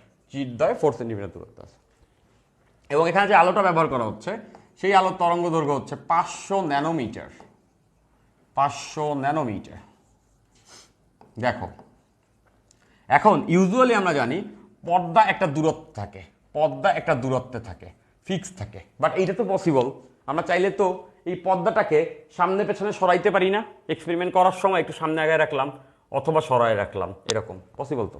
এখানে কিন্তু সেটাই বলেছে পর্দাটি, মনোযোগ দাও সবাই, পর্দাটি এত বেগে পেছালে, মানে পর্দাটা এই বেগে সরে যাচ্ছে, মানে পর্দার বেগ দেওয়া আছে, এই পর্দা এই দিকে সরে যাচ্ছে।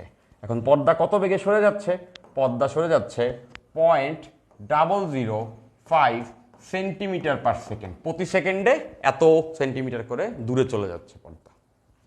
এখন আমাদেরকে বের করতে হবে ডোরার প্রস্থ পরিবর্তনের হার কত। ডোরার প্রস্থ পরিবর্তনের হার মানে সময়ের সঙ্গে ডোরার প্রস্থের কি পরিবর্তন হবে। এখন এটা আমরা সবাই জানি,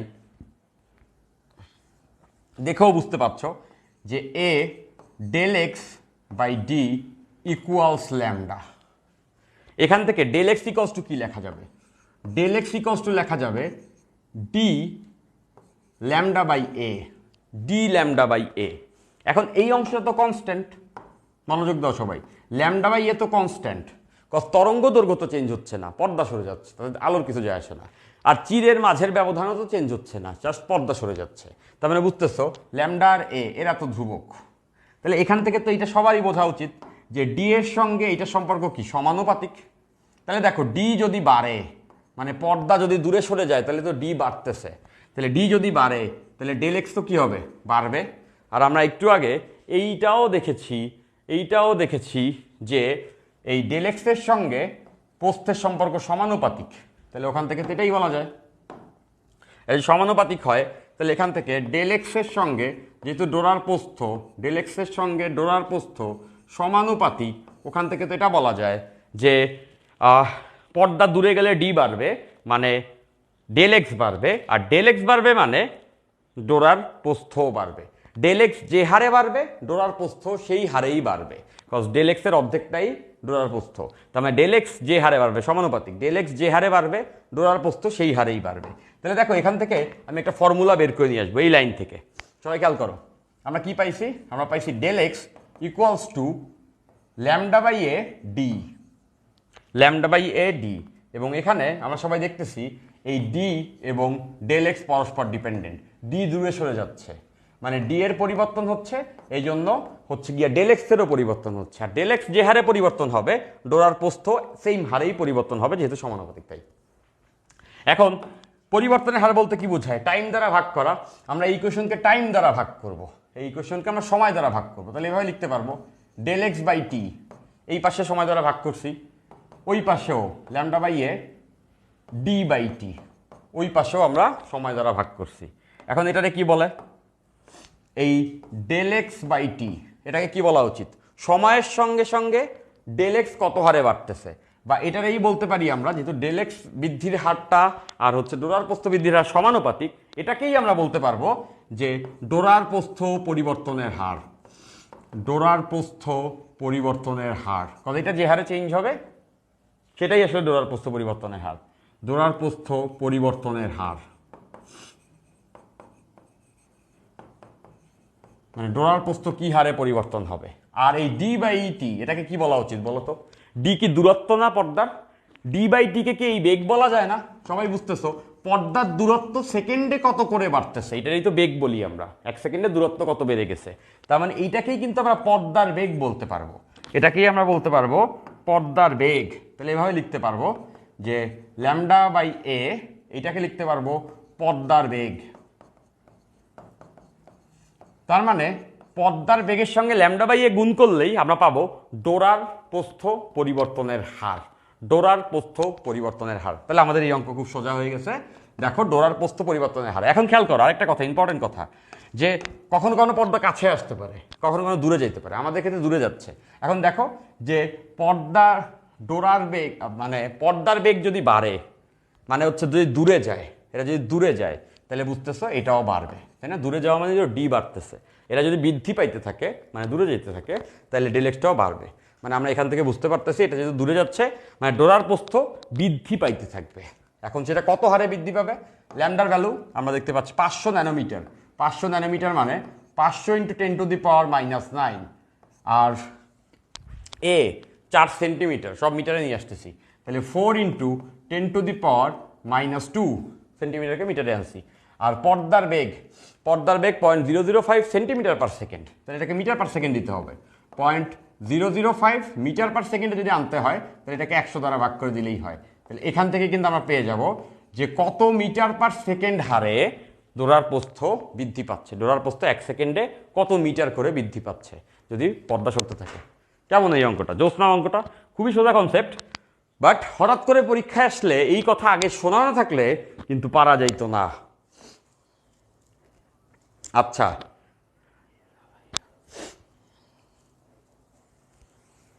ওকে,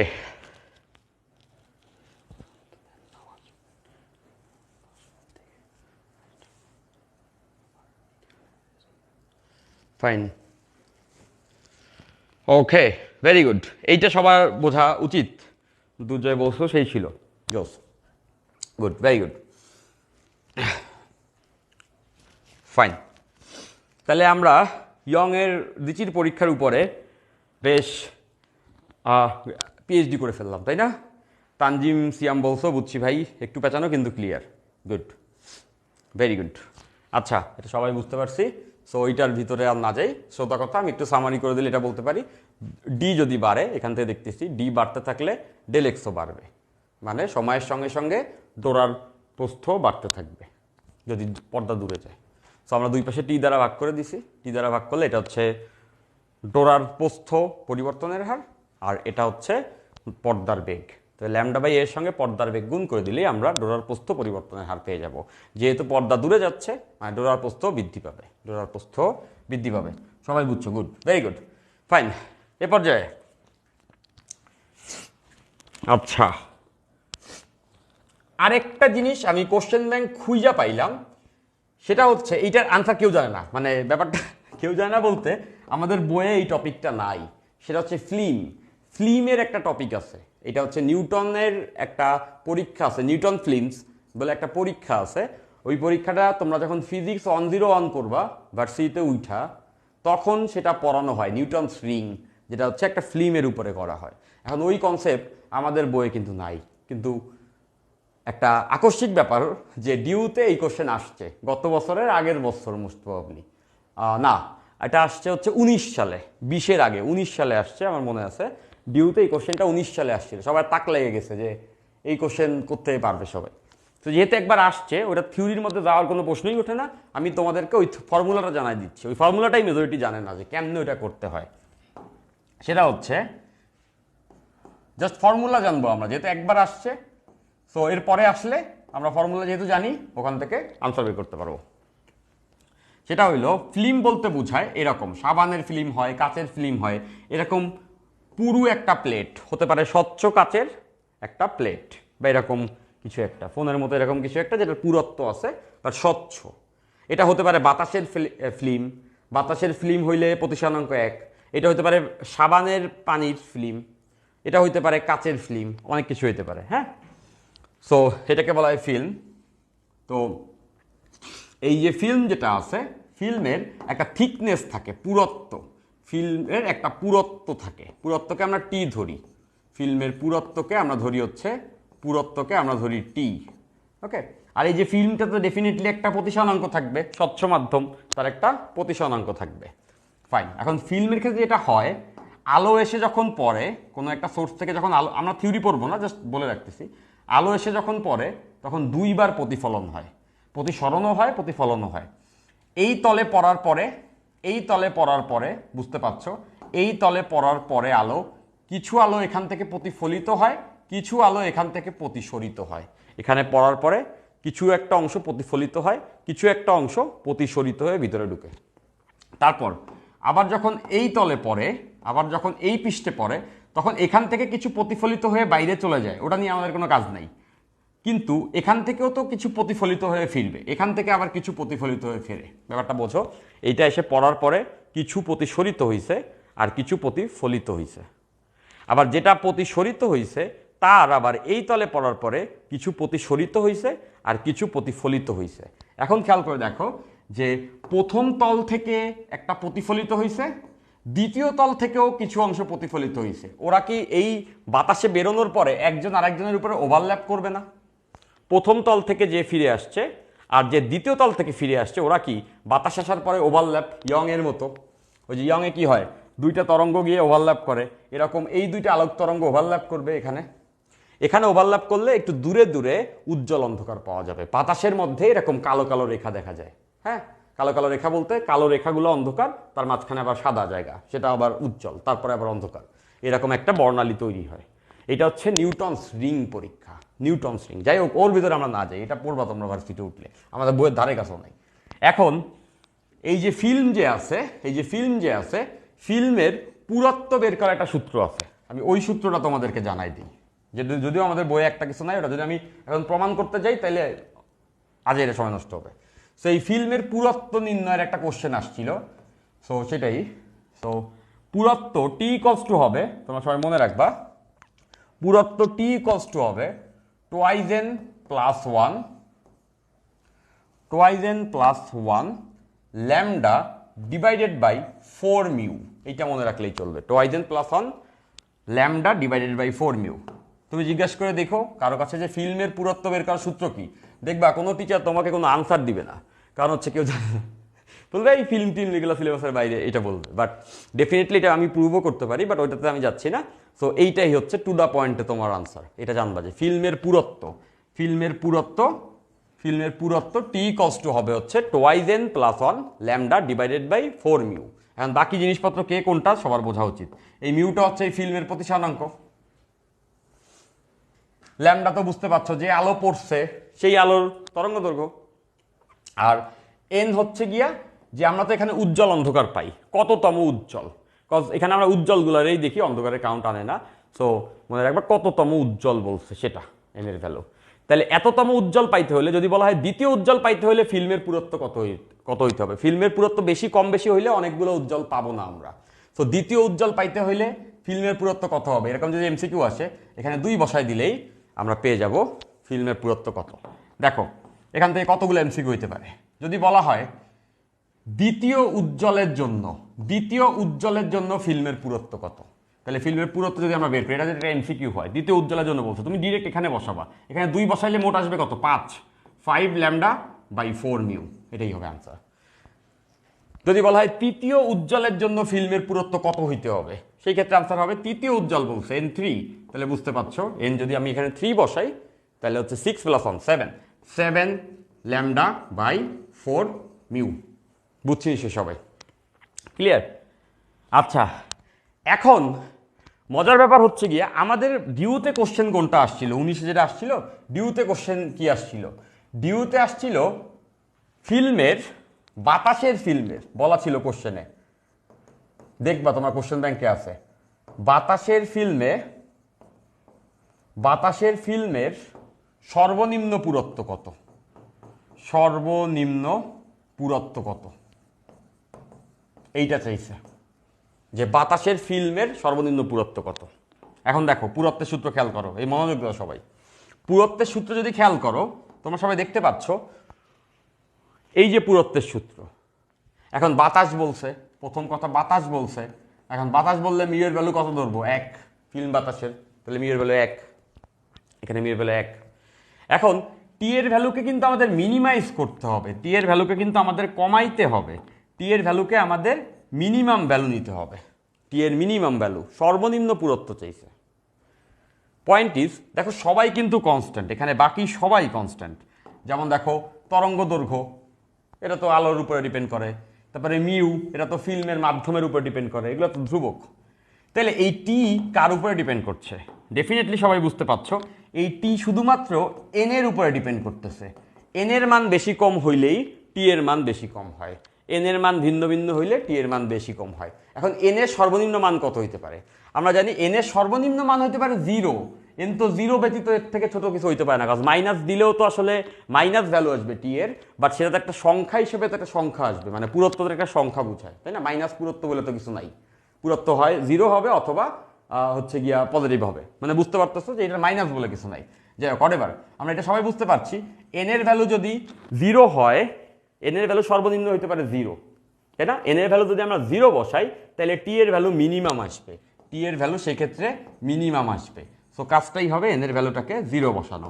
তাহলে বুঝতে পারছো এই সূত্রতে দেখো টি মিনিমাম, এটা মুখস্থ রাখতে পারো, টি মিনিমাম, এন এর ভ্যালু 0 বসাইছি, 2n চলে গেছে, তাহলে উপরে থাকতেছে ল্যামডা, নিচে থাকতেছে 4 ইন্টু মিউ, আর মিউ এর ভ্যালু কত? 1, যেহেতু বাতাসের ফিল্ম বলছে, তার মানে এটা আনসার ছিল λ/4। দেখবা তোমাদের কোশ্চেন ব্যাংকে এই কোশ্চেনটা আছেও, এবং ডিরেক্টলি অনেকে মুখস্থ করে, বাট তোমাদের মুখস্থ করার কোনো দরকারই নেই, তোমরা সূত্র জানো, t equals to 2n + 1 λ/4 mu. Hopefully সবাই ক্লিয়ার? λ/4 মিউ, λ/4 হবে এন কিসের মান? আবরার ফাহাদ বলছো, একবার বলেছি আর একবার বলছি, এন হচ্ছে গিয়া কততম উজ্জ্বল। আমরা এখানে সবসময় ব্রাইটই কাউন্ট করি, আমি তো থিওরি এখানে দেখাইনি, আসলে সূত্রই দেখাইছি। সো ব্রাইটগুলা কত দূরে দূরে হয় সেটা দেখি। সো প্রথম উজ্জ্বল বললে 1 বসাইলে আমরা পেয়ে যাব। প্রথম উজ্জ্বল পাইতে হইলে কত পুরুত্বের ফিল্ম নিতে হবে? 2 বসাইলে পেয়ে যাব। দ্বিতীয় উজ্জ্বল পাইতে হলে অ্যাটলিস্ট কত পুরুত্বের ফিল্ম নিতে হবে? তৃতীয় উজ্জ্বল পাইতে হলে অ্যাটলিস্ট কত পুরুত্বের ফিল্ম নিতে হবে? এবং সর্বনিম্ন পুরুত্ব হবে ফিল্মের λ/4 মিউ। এখন যদি বলা হয় বাতাসের, তাহলে মিউ এর ভ্যালু 1। যদি বলতো পানির সর্বনিম্ন পুরুত্ব কত হইতে পারে পানির ফিল্মের, তাহলে কিন্তু λ/4 মিউ, পানির মিউ 1.33 দ্বারা গুণ করতে হইতো। সবাই নিশ্চয়ই বুঝছো? Clear? Good, very good. Okay, আচ্ছা,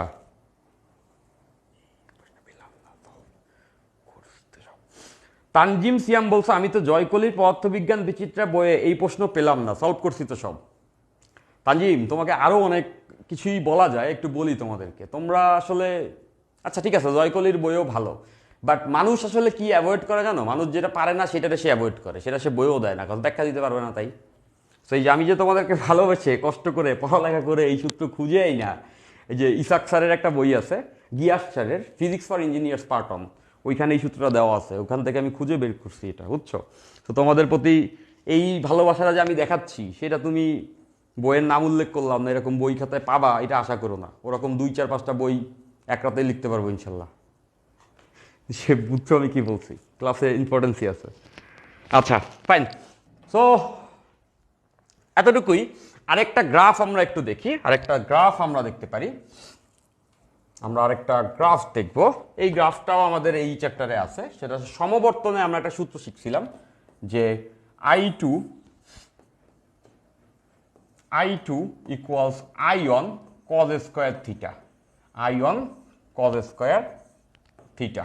এবং আমরা এটাও দেখছি I1 ইকুয়ালস টু হচ্ছে I0/2, ওই ক্লাসে দেখাইছিলাম। এখন এটার গ্রাফ মাঝে মাঝে দেখতে চাই, এটার গ্রাফ দেখতে চাই থিটার সাথে আলোর তীব্রতার গ্রাফ, থিটার সঙ্গে আলোর তীব্রতার গ্রাফ। তো গ্রাফটা আমরা একটু মনে রাখবো, ডিউতে যেহেতু গ্রাফ দেয়, লেটস এটা থিটা, আর এদিকে হচ্ছে আলোর তীব্রতা, মানে চূড়ান্ত তীব্রতা। তাহলে কজ স্কয়ারের গ্রাফ সবাই বুঝতে পারছো, কজ স্কয়ারেরই তো গ্রাফ এটা। এখন কজ স্কয়ারের গ্রাফ কি হওয়া উচিত? ডেফিনেটলি জানো সবাই, কজ স্কয়ারের গ্রাফ এরকম হয়, স্কয়ার নিচে যাবে না কখনো, তাই না? আর কজের গ্রাফ মানে শূন্যতেই, যখন শূন্য তখনই এক থাকবে। আর এটার পিক কত হবে? এটার পিকও আমরা বুঝতে পারছি, এটার পিক হবে হচ্ছে I1, তাই না? I1 মানে হচ্ছে এটার মাথার ভ্যালুটা, এইটা সেটা হচ্ছে I1, আর I1 = I0/2, I1 = I0/2। Cause দেখতেছো এটার ভ্যালু 1 আসে, সর্বোচ্চ মান কজ স্কয়ার থিটার সর্বোচ্চ মান 1, তাহলে সেই 1-এর সঙ্গে I1 গুণ হলে সর্বোচ্চ মান এই I1 থাকে। ওকে, তাহলে এই গ্রাফটা একটু আমরা মনে রাখবো, থিটার সঙ্গে তীব্রতা গ্রাফ সমবর্তনের ক্ষেত্রে কত হয়।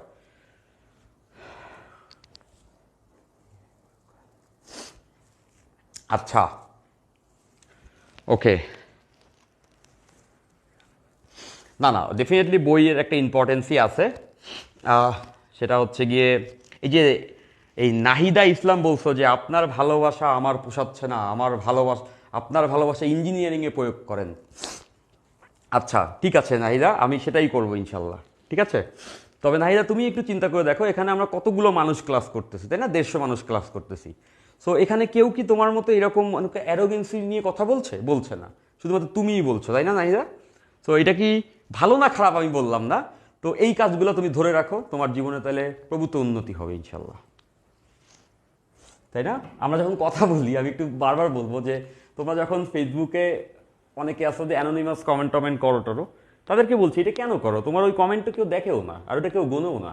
তো ওইগুলি তুমি করলে কিছু দেয় আসে না, do whatever you want, fine. আচ্ছা, সামনাসামনি থাকলে থাবড়ায় একদম গালে দাঁত ফেলাই দিতাম। তো যাই হোক, হোপ ইউ ডোন্ট মাইন্ড, আমি এটা বলতে চাই নাই, তোমার প্রতি আমি রাগও করি নাই, আমার বরঞ্চ মায়া লাগছে যে আমার এটাই হয়। আগে না স্টুডেন্টরা উল্টাপাল্টা কেউ যদি কোথাও কমেন্ট করতো আমার একটু রাগ হইতো, এখন আর হয় না। এখন আমার মায়া লাগে এটা ভাইবা যে কত বড় নাদান, কত বড় অসহায় এই লোকটা বা সেই স্টুডেন্টটা, যে কী সব বলে বেড়াচ্ছে, তাই না? তো তখন যখন আমার মায়া লাগে তখন তার প্রতি সিম্প্যাথি জন্মায়, তার প্রতি রাগ আসে না। ফাইন, আচ্ছা আসো আমরা কতগুলা এমসিকিউ দেখি।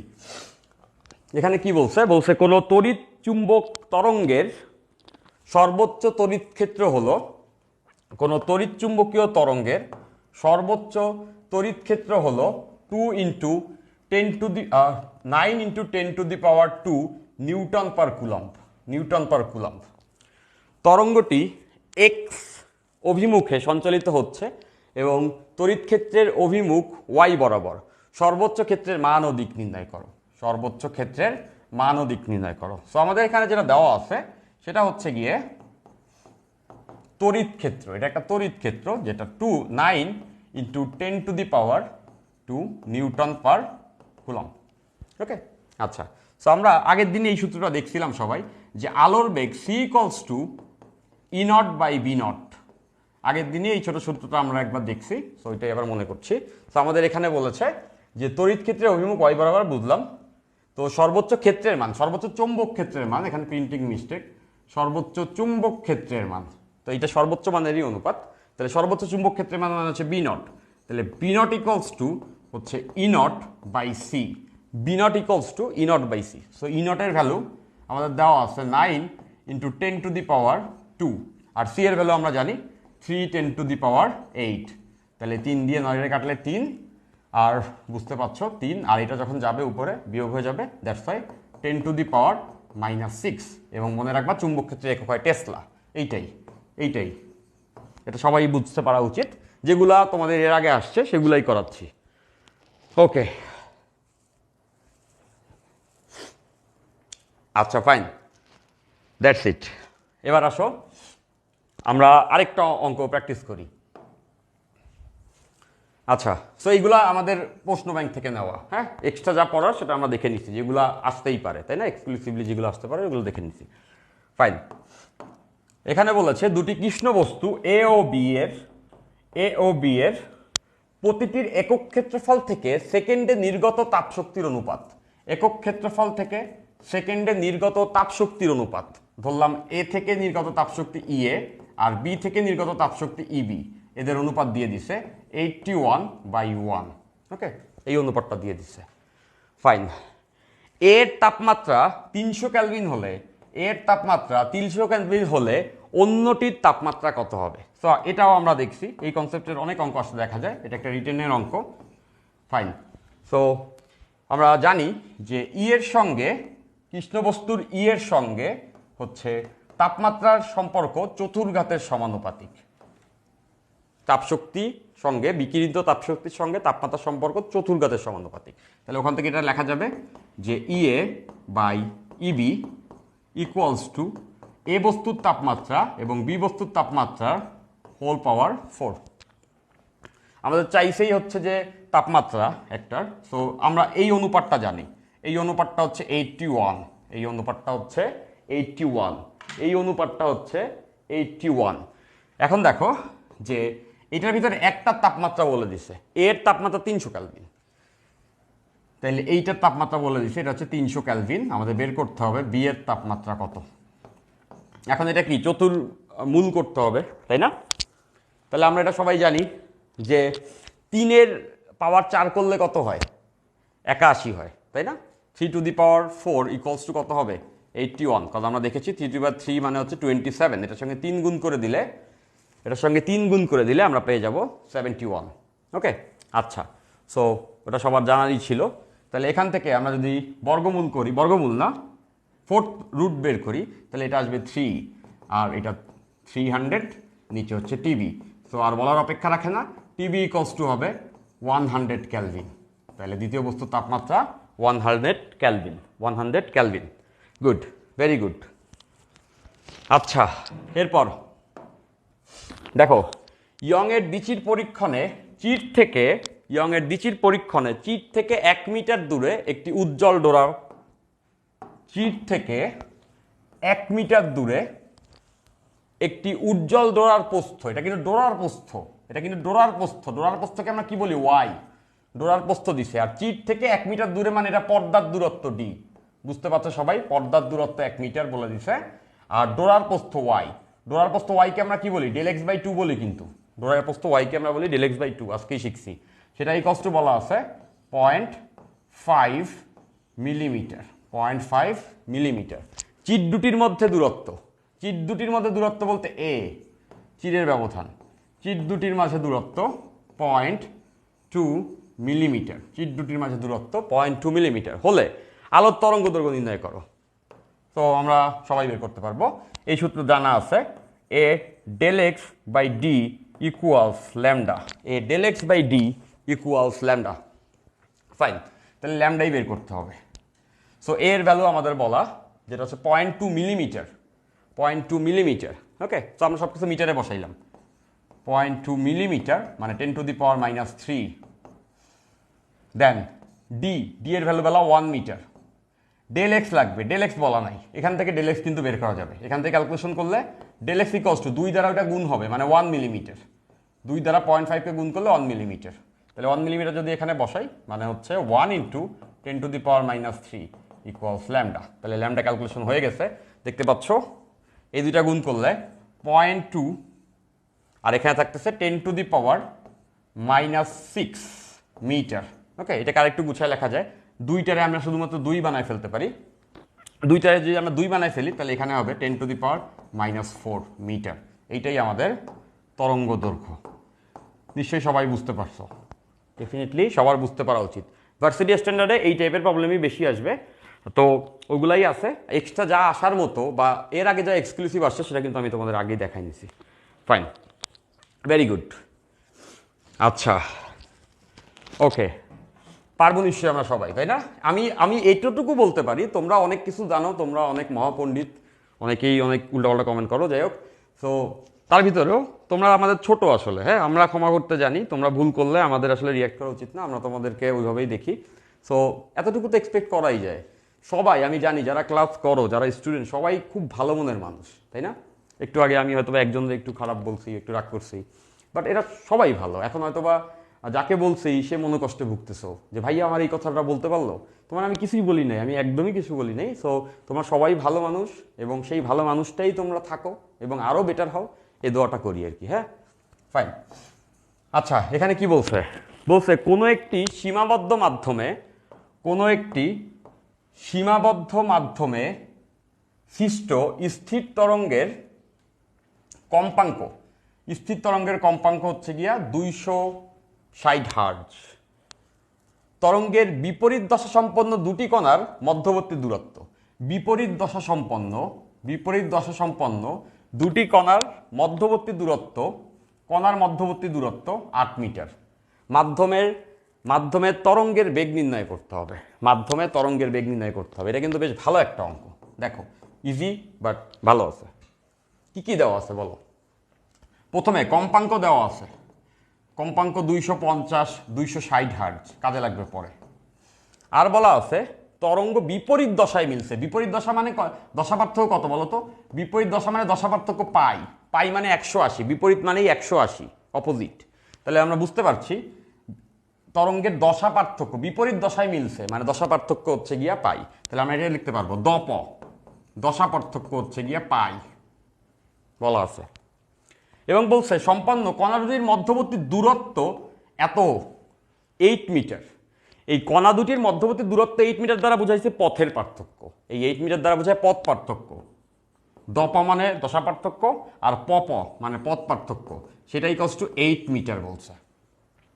তরঙ্গের বেগ নির্ণয় করতে হবে ভি। তাহলে কিভাবে আমরা বের করতে পারবো? দশা পার্থক্য পথ পার্থক্যের মাঝখানে একটা সূত্র আছে, আমরা সেটা আগের দিনই দেখছি। দশা পার্থক্যকে ভাগ দিব কোণ দ্বারা, দশা যেহেতু কোণ 2 পাই, আর পথ পার্থক্য পপ এটাকে ভাগ করব তরঙ্গ দৈর্ঘ্য দ্বারা, যেহেতু এটা একটা পথ। তাহলে এবার খেয়াল করে দেখো, আমাদের দশা পার্থক্য পাই বলা আছে, পাই বাই 2 পাই। পথ পার্থক্য 8 বলা আছে, 8 বাই ল্যামডা। ওকে, তাহলে এখান থেকে দেখো আমরা কিন্তু ল্যামডা বের করে ফেলতে পারবো। ল্যামডা ইকুয়ালস টু পাই পাই কাটা, তো ল্যামডা ইকুয়ালস টু আসবে 16, ল্যামডা ইকুয়ালস টু 16 মিটার। তরঙ্গ দৈর্ঘ্য পেয়ে গেছি। এখন তরঙ্গের বেগ কে না জানি, V equals to F lambda, ছোটোবেলা থেকেই শিখছো, শব্দ তরঙ্গের ক্ষেত্রে দেখছিলাম। সো এফ এর ভ্যালু বলা আছে 260, আর ল্যামডা আমরা এখান থেকে বের করছি যেটা হচ্ছে 16, যেটা হচ্ছে 16। তাহলে বুঝতেই পারছো এটা গুণ করতে সবাই আমরা পারবো, এত মিটার পার সেকেন্ড। সুন্দর কিন্তু অঙ্কটা, তাই না? সুন্দর অঙ্ক, মানে ইজি ইজি কনসেপ্ট, বাট কনসেপ্টগুলো 2 2 4। Okay, fine. হোপফুলি সবাই এটা বুঝছো। ক্লাস আর বেশিক্ষণ নাই, আমরা আরও কিছু প্রবলেম সলভ করলে শেষ হয়ে যাবে। এই চ্যাপ্টারটা খুব পূর্ণাঙ্গভাবেই শেষ করা হচ্ছে, এটা নিশ্চয়ই সবাই বুঝতে পারছো। গুড। পরেরটা কি বলছে? দুটি তরঙ্গের প্রতিটির তরঙ্গ দৈর্ঘ্য, দুটি তরঙ্গের প্রতিটির তরঙ্গ দৈর্ঘ্য 12 সেন্টিমিটার। দুইটা তরঙ্গ আছে, প্রত্যেকটারই তরঙ্গ দৈর্ঘ্য সমান, সেটা হচ্ছে 12 সেন্টিমিটার করে। যদি একটি থেকে অপরটি 14 সেন্টিমিটার অগ্রগামী হয়, মানে একটার থেকে আরেকটা আগায় আছে 14 সেন্টিমিটার, মানে পথের পার্থক্য। এটা কিন্তু পথ পার্থক্য, পপ, বুঝতেছে সবাই? কজ একটি থেকে আরেকটি এত সেন্টিমিটার অগ্রগামী মানে আগায় আছে, মানে এদের পথের মধ্যে পার্থক্য 14 সেন্টিমিটার হয়, তবে এদের মধ্যে দশা পার্থক্য কত? এই টাইপের কোশ্চেন দিয়ে ভরা কোশ্চেন লাগে। ফাইন।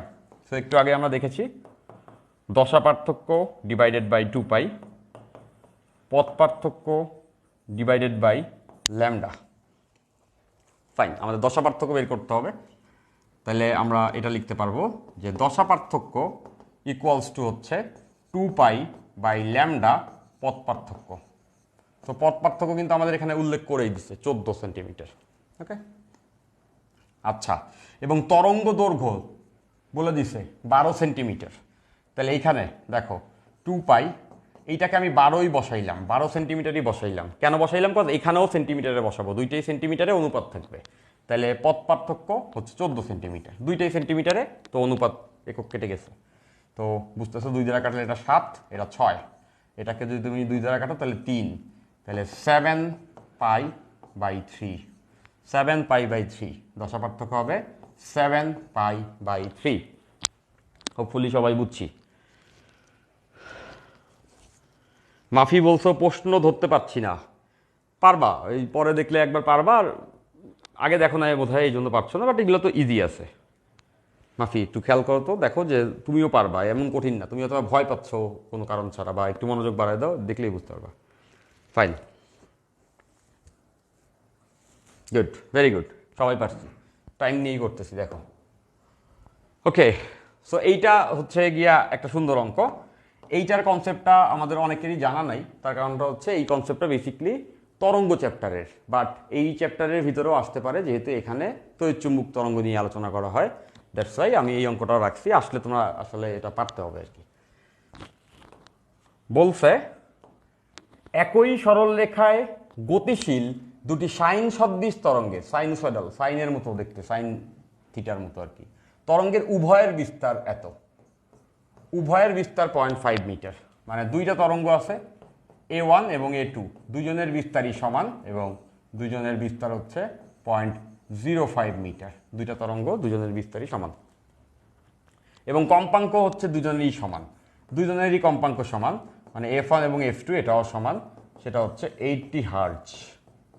দুইটা তরঙ্গের কথা বলছে, বিস্তার সমান, কম্পাঙ্ক সমান। এদের দশা পার্থক্য বলে দেওয়া হয়েছে 60 ডিগ্রি। দশা পার্থক্য 60 ডিগ্রি মানে 60 মানে হচ্ছে π/3 হলে তরঙ্গ দুটির মিলিত ক্রিয়ার কম্পাঙ্ক এবং বিস্তার নির্ণয় করো। কম্পাঙ্ক এবং বিস্তার নির্ণয় করো, এই দুইটা সূত্র লাগবে আমাদের, যেটা তরঙ্গ থেকে আসে, আমরা সূত্র দুটো জানলেই চলবে। ফাইন, মনে রাখবা দুইটা তরঙ্গ যখন মেলে, এই একটা তরঙ্গ ধরলাম, এইটার কম্পাঙ্ক F1, এইটা একটা তরঙ্গ, এটার কম্পাঙ্ক F2, এবং এরা যখন মিলে একটা তরঙ্গ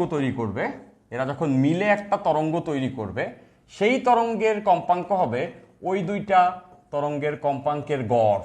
এটা বিট থেকে আসে, এই সূত্রটা মনে রাখবা, যে যারা মিলছে তাদের কম্পাঙ্কের গড়ই হবে লব্ধি তরঙ্গের কম্পাঙ্ক। তাহলে প্রথমটা আমাদের বের হয়ে গেছে, প্রথমটা আমাদের অলরেডি বের হয়ে গেছে, একটা 80, ওইটাও 80, 80 + 80/2, মানে এটা আসবে 80 হার্টজ, লব্ধি তরঙ্গের কম্পাঙ্ক বা মিলিত ক্রিয়ার কম্পাঙ্ক।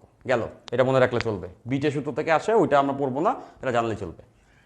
পাশাপাশি লেটস সে এইটার বিস্তারে এবং এইটার বিস্তার A2, এবং এরা যখন মিলছে, ধরলাম এরা যখন মিলেছে, তখন ডেল দশা পার্থক্যে মিলছে। ডেল দ্বারা আমরা বোঝাচ্ছি দশা পার্থক্য, মিলন তো একটা দশা পার্থক্য, ফেজ ডিফারেন্সে প্রথম ক্লাসে বলছিলাম। যদি ডেল দশা পার্থক্যে মিলে, তাহলে এই মিলিত তরঙ্গের বিস্তার কত হবে, মানে এই লব্ধি তরঙ্গ, তার কম্পাঙ্ক তো পাইলাম, তার বিস্তার কত হবে, তার একটা সূত্র আছে। তার সূত্র একদম সিম্পলি ভেক্টরের নিয়ম মেনে চলে। লব্ধি তরঙ্গের বিস্তার A হবে যারা মিলছে তাদের ভেক্টর যোগফল, এখানে cos ডেল, এই ডেলটা হচ্ছে দশা পার্থক্য, তারা কত দশা পার্থক্যে মিলছে। P² Q² 2pq cos alpha, ওরকমই A² A2² 2a1 A2 cos del, দশা পার্থক্য। সো আমাদের এখানে সবগুলো ডেটা দেওয়া আছে। এর ভ্যালু 0.05², A2 এর ভ্যালু 0.05², 2 × 0.05² দিয়ে দিলাম একবারে, A1 A2 তো সমান, আর এখানে থাকবে cos 60 ডিগ্রি। এখন ক্যালকুলেশন করা খুব সোজা, দেখো কিভাবে সোজা। এইটা আমরা সবাই জানি, cos 60 = কত বলো তো? cos 60 = half. তাহলে এই হাফ আর এই 2 কেটে যাবে, এই হাফ আর এই 2 কেটে যাবে, এটা হাফ, এই হাফ আর এই 2 কেটে যাবে।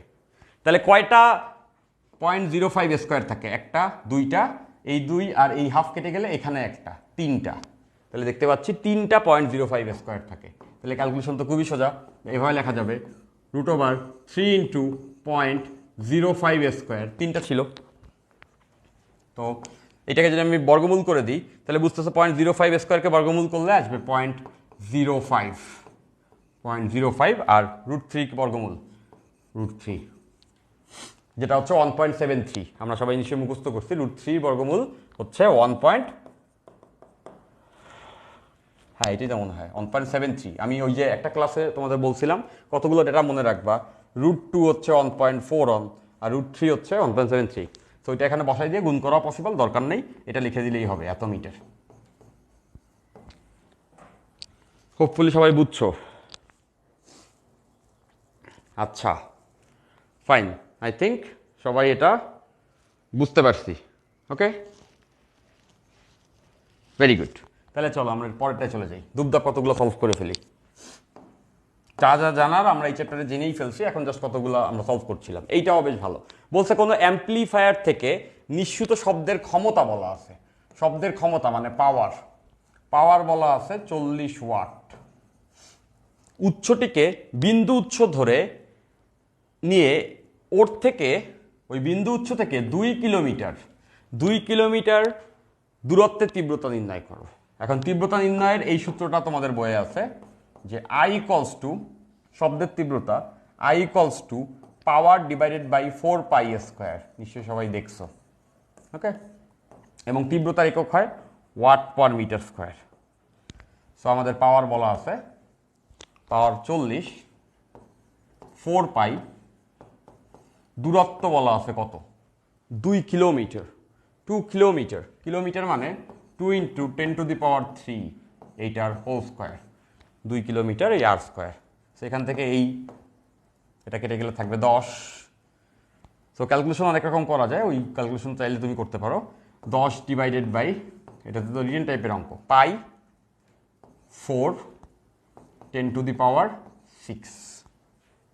এটাই জাস্ট একটু কাটাকাটি করে রাখতে পারো, আদারওয়াইজ হচ্ছে গিয়ে রিটেন টাইপে আসলে ডিরেক্টলি এটা আনসার লিখে দিতে পারো, watt per metre square. Hopefully সবাই এটা বুঝতে পারছো, রাইট? জাস্ট এই সূত্রটা মাথায় কাজে লাগাইতে হবে আর কি। ডেফিনেটলি সবার এটা বুঝে ফেলা উচিত। আচ্ছা,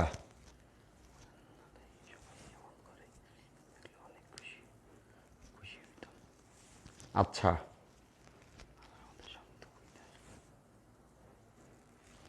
এই যে একজন বলছো যে আলোর মধ্যে শব্দ কই থেকে আসলো, মানে আলো একটা তরঙ্গ, শব্দ একটা তরঙ্গ। ভৌত আলোকবিদ্যায় সকল তরঙ্গের তরঙ্গ প্রপার্টি নিয়ে আলোচনা করা হয়। তো সেটা শব্দ তরঙ্গের ক্ষেত্রে অ্যাপ্লিকেবল, আলোর ক্ষেত্রে অ্যাপ্লিকেবল। বুঝতে পারছো নিশ্চয়ই? এখানে বলছে একটি অ্যাম্পলিফায়ার থেকে এত নিশ্চিত শব্দের ক্ষমতা, মানে শব্দও তো একটা তরঙ্গ, আলো একটা তরঙ্গ, তো একই রকমভাবে কাজ করবে। ফাইন। আচ্ছা, সো কিছু এমসিকিউ আমরা প্র্যাকটিস করি। রিটেন আমরা বেশ কিছু প্র্যাকটিস করেছি, আমি ওখানেই কাজ করেছি যেগুলো তোমাদের মাথায় সহসা আসে না, ওই সূত্রগুলো ধরাই দিছি। ফাইন। এবার যেটা আছে, ইয়ংয়ের দ্বিচির পরীক্ষায় চিটদ্বয়ের মধ্যবর্তী দূরত্ব দ্বিগুণ করা হলো। চিটদ্বয়ের মধ্যবর্তী দূরত্ব দ্বিগুণ করা হয়েছে, চিটদ্বয়ের মাঝের দূরত্ব দ্বিগুণ করা হয়েছে, মানে a del x by D equals to হচ্ছে ল্যামডা। এখন চিটদ্বয়ের মধ্যবর্তী দূরত্ব বলতে বোঝায় a, এইটারে দ্বিগুণ করছে। পর্দার প্রতি একক দৈর্ঘ্যে উজ্জ্বল ডোরার সংখ্যা স্থির রাখতে হলে চিট থেকে পর্দার দূরত্ব ডিকে কি করতে হবে? খুবই সিম্পল, সি হবে আনসার। কেমনে বুঝছি সি? এখান থেকেই আমরা দেখতে পাচ্ছি, এখান থেকেই আমরা বুঝতে পাচ্ছি যে আমাদের বলেছে কি, যে ডি এর সঙ্গে দেখো এই যে পর্দার দূরত্ব ডি, ওরা বলছে বড় ডি, সেটাকে আমরা বলি ছোট ডি।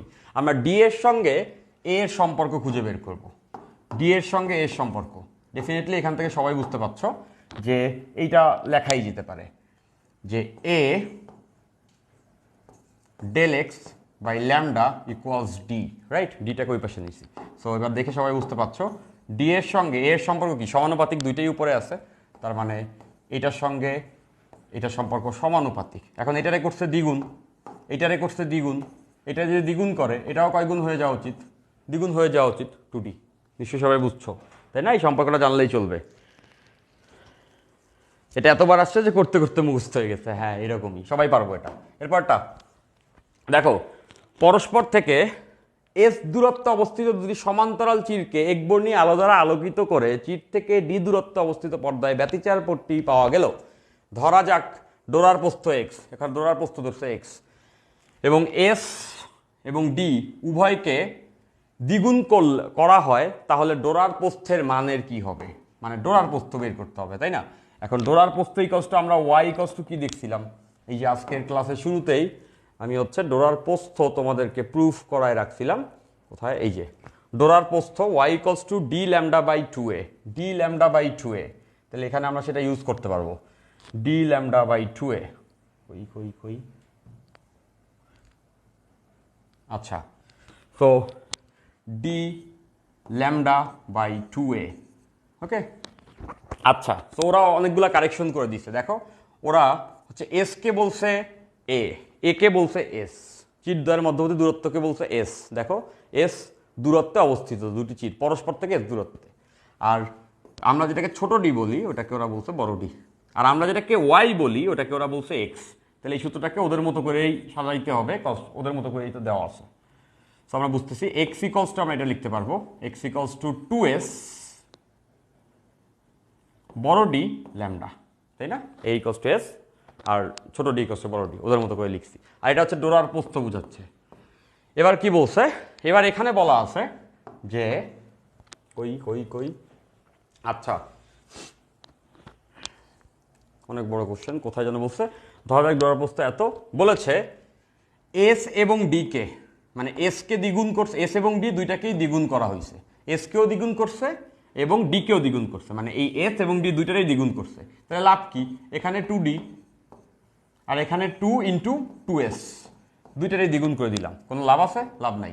দেখো এই দুই দিয়ে কিন্তু কাটা, তার মানে ডি ল্যামডা বাই 2s আগেরটাই আছে, এইটা দ্বিগুণ হয়েছে এটাও দ্বিগুণ হয়েছে, তাহলে অনুপাত তো সেমই আছে, আগেরটাই আছে। তাহলে কি হবে আনসার বলো তো? তাহলে আনসার কি হওয়া উচিত? Good, very good, b x, এক্সই থাকবে। ফাইন। এরপর নিম্নের কোন ঘটনাটি অনুপস্থ তরঙ্গের বেলায় ঘটে কিন্তু অনুদৈর্ঘ্য তরঙ্গের বেলায় ঘটে না?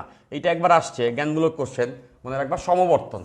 সমবর্তন শুধুমাত্র অনুপস্থ তরঙ্গের বেলায় ঘটে। এটা আমি প্রমাণের সময় দেখাইছিলাম যে অনুপস্থ তরঙ্গগুলাই আমাদের যে পোলারাইজার আছে এর ভিতর থেকে, প্রথম ক্লাসে যারা ছিল এর ভিতর থেকে বেরোয় আসতে পারে, অনুপস্থ তরঙ্গই এর ভিতর থেকে বেরোয় আসতে পারে। নিশ্চয়ই বুঝতে পারছো? আচ্ছা ফাইন।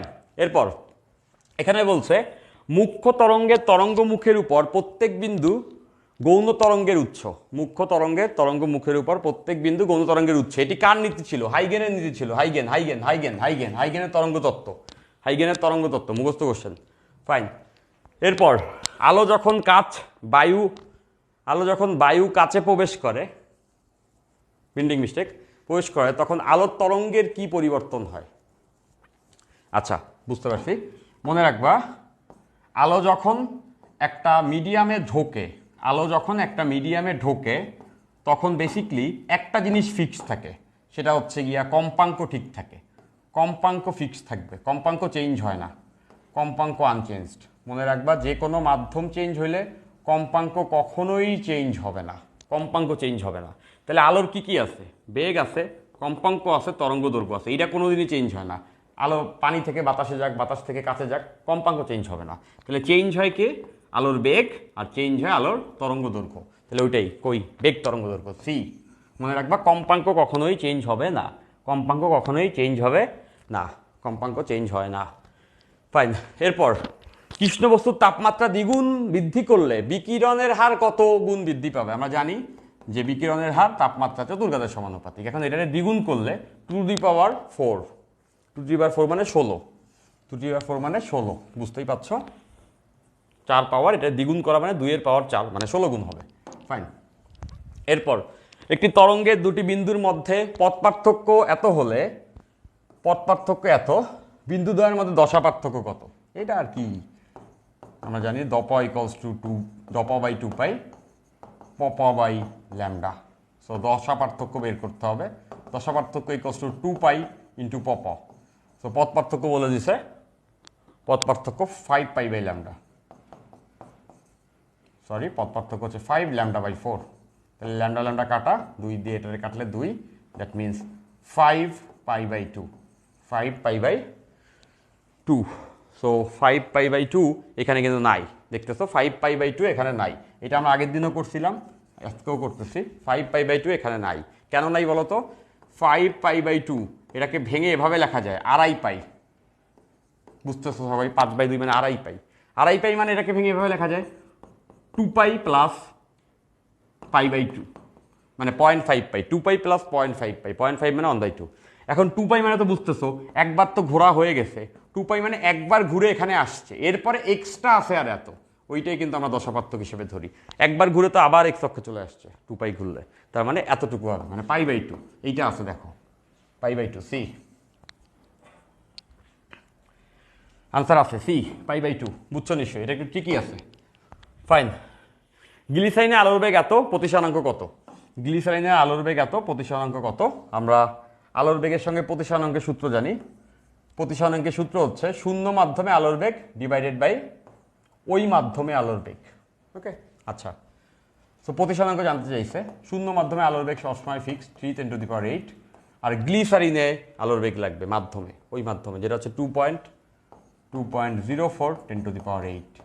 10⁸ কেটে যাবে, দ্যাট মিনস 3/2.04, 3/2.04। বুঝতেছে? এটা ডেফিনেটলি একের থেকে বড় কিছু আসবে, একের থেকে বড় কিছু আসবে, তাই না? বাট 2 তো আসবে না, 2 আসতে হলে তো হচ্ছে গিয়ে 4 গুণ আসতে হইতো, 4 থাকতে হইতো, ওটা হবে না। ফাইন, তাহলে এটা ভাগ করতে হবে। তো তোমরা ভাগ করলে এটা পেয়ে যাবা। এখন আবার ভাগ করতে হবে। তো ভাগ করার জন্য আমাদেরকে যেটা করতে হবে, এটাকে একটু ব্যালেন্স করতে হবে। উপরে 300, নিচে লিখতে পারবো 204। এবার ভাগ করতে হবে। 204 দিয়ে 300-রে ভাগ করতেছি, একবার যাবে 204, তোমাদের মতো করে করতেছি। তাহলে 204 যদি 300 থেকে বিয়োগ করে দিই, তাহলে এখানে থাকবে হচ্ছে 96। তাহলে 96 থাকলে দশমিক দিয়ে একটা শূন্য আনবো। এখন বুঝতেছো 200 900-র মধ্যে কয়বার যাবে? 4 বার গেলে 800 হয়, 5 বার গেলে তো 1000 হয়ে যায়, সেটা তো হবে না। তার মানে হচ্ছে গিয়ে যাবে 4 বার। 4 বার যদি যায়, তাহলে আমার আর ক্যালকুলেশন করার দরকার নেই। 1.4 যেহেতু পাইছি, তার মানে আমরা বুঝে গেছি সেটা হবে বি, 1.47। আলোর বেগ মাধ্যমের উপর নির্ভর করে। ফাইন, এখানে বলছে অপবর্তন কত ধরনের হয়। আমরা 2 ধরনের অপবর্তন দেখছি, গ্রেটিং পেপার অপবর্তন আর একটা হচ্ছে ফ্রনহফার অপবর্তন। প্রথম ক্লাসেই বলছিলাম 2 ধরনের অপবর্তন।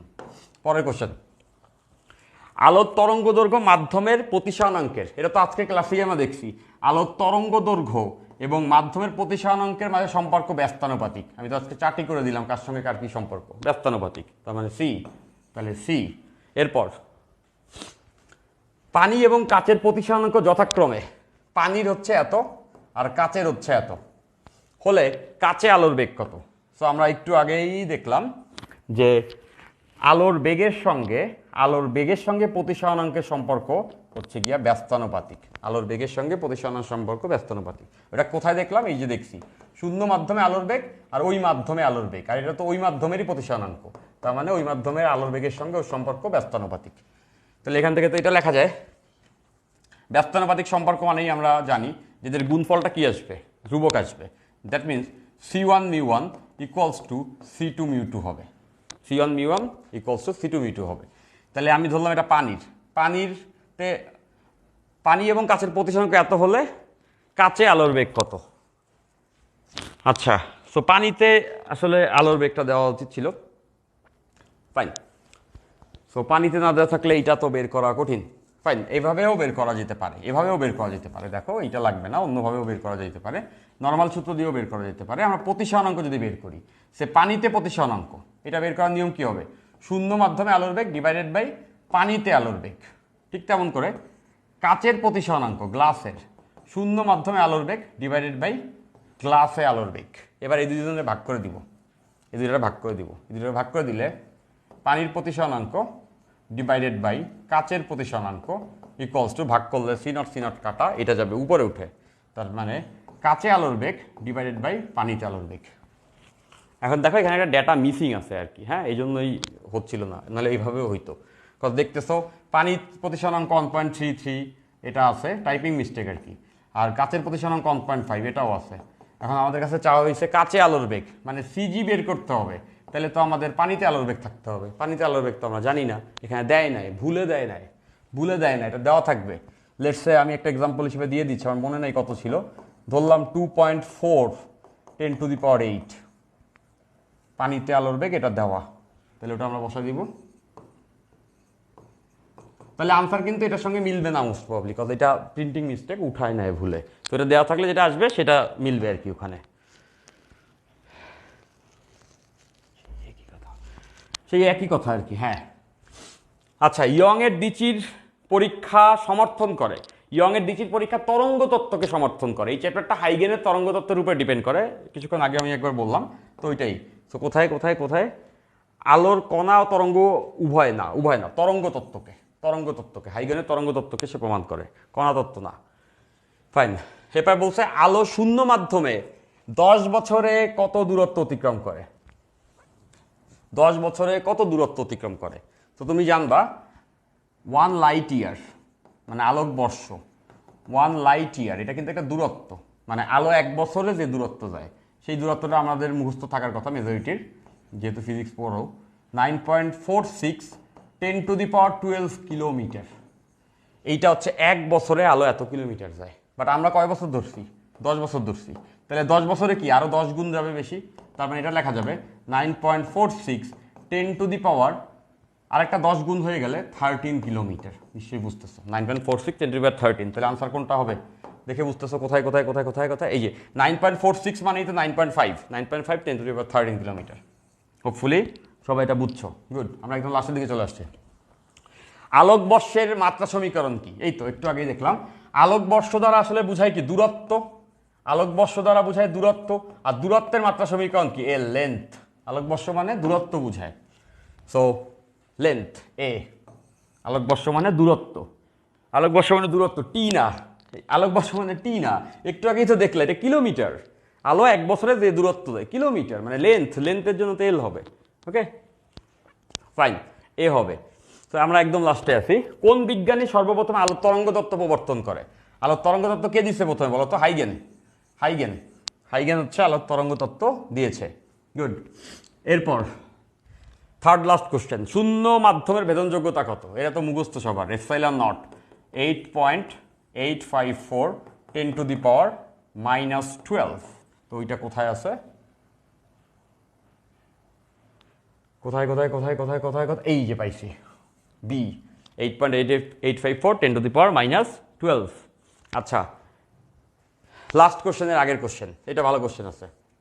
এত অ্যাম্পিয়ার তরঙ্গ দৈর্ঘ্যের দুটি একই বর্ণের আলোক তরঙ্গের মধ্যে পথ পার্থক্য হচ্ছে এত মিটার। পথ পার্থক্য 1 মিটার হলে তাদের মধ্যে দশা পার্থক্য কত? আচ্ছা, দশা পার্থক্য বের করতে হবে। আচ্ছা, তো আমরা দেখেছি দশা পার্থক্য ইকুয়ালস টু 2π/λ পথ পার্থক্য। 2π, ল্যামডার ভ্যালু কত? তরঙ্গ দৈর্ঘ্য বলে দিছে 4000 আর্মস্ট্রং। 4000 আর্মস্ট্রং, 4000 আর্মস্ট্রং মানে 4000 ইন্টু 10⁻⁻10। আর পথ পার্থক্য আমাদের বলেছে 2 10⁻7। তাহলে এখানে আসবে 2 10⁻⁻7। এবার একটু ক্যালকুলেশন করতে হবে। প্রথম কথা, এই 2 আর এই 2 গুণ করলে 4, ওই 4 দ্বারা এই 4 কাটা।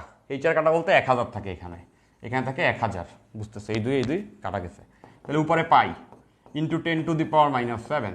নিচে খেয়াল করে দেখো 1000 আছে, 1000 মানে 10⁻3, আর সঙ্গে গুণ আছে 10⁻10। তাহলে এবার তো সবাই বুঝতে পারছো, পাই। খুবই সিম্পল। নিচে এই দুইজন মিলে কত হবে? 10⁻⁻7 হবে এই দুইজন মিলে। তাহলে 10⁻7 10⁻7 কাটা, তাহলে আনসার হবে পাই। এ আনসার হবে এ। তোমরা কিন্তু দেখতেছো যে আমি ক্যালকুলেশনও করতেছি। কিভাবে ক্যালকুলেশন করতেছি এটা মাথায় রেখো, এইভাবে ক্যালকুলেশন করবো আর কি। আচ্ছা, লাস্ট, ভেরি লাস্ট কোশ্চেন, এটা ভালো আছে। বলছে একই তরঙ্গ দৈর্ঘ্য ল্যামডা ও বিস্তারের, মানে দুইটার বিস্তার একই, দুটি সুসংগত আলোক তরঙ্গের মধ্যে ধ্বংসাত্মক ব্যতিচার ঘটার জন্য সর্বনিম্ন পথ পার্থক্য ও দশা পার্থক্য কত হয়? সোজা কথা, ধ্বংসাত্মক ব্যতিচার কখন ঘটে? যখন পরস্পর বিপরীত দিক থেকে এসে ধাক্কা দেয়। বিপরীত থেকে ধাক্কা দিলেই তো একজন আরেকজনের ধ্বংস করে দেয়, তাই না? তাহলে বিপরীত দিক থেকে যখন ধাক্কা দেয় তখন দশার পার্থক্য কত হওয়া উচিত? এটা কমন সেন্স। বিপরীত বলতেই বোঝায় 180 ডিগ্রি, আর 180 ডিগ্রি বলতেই বোঝায় বেসিকলি পাই। তার মানে ধ্বংস হচ্ছে মানে 180তে ধাক্কা লাগতেছে, বিপরীত থেকে ধাক্কা লাগতেছে, মানে ডেফিনেটলি দশার পার্থক্য হইতে হবে পাই, মানে 180 গেল একটা। তো দেখেই বুঝতেছি ও 2 জায়গায় পাই আছে আবার। তো পাই পেয়ে গেলাম আমরা, দশার পার্থক্য হইতে হবে পাই। তাহলে পথ পার্থক্য কত হইতে হবে? আমরা দেখছি dp/2π pp/λ। তো দশার পার্থক্য যদি সর্বনিম্নটা বসাই, এটাই তো সর্বনিম্ন দশার পার্থক্য, এটাই তো দপয়ের মিনিমাম মান। বুঝতেই পারছো, কারণ 180 না হইলে তো ধ্বংস হবেই না, দ্যাট মিনস ওইটাই মিনিমাম মান। তাহলে এইটা যদি মিনিমাম বসাই তাহলে পথের পার্থক্য মিনিমাম আসবে। তাহলে পপ কত আসবে? পপ আসবে যদি দশের পার্থক্য পাই বসাই, তাহলে এখানে আছে π/2π, আর উপরে ল্যামডা গুণ হয়ে আসছে, এটা কেটে গেলে λ/2, মানে একটা পাই আর একটা λ/2। এ আনসার হবে এ, সল্ট।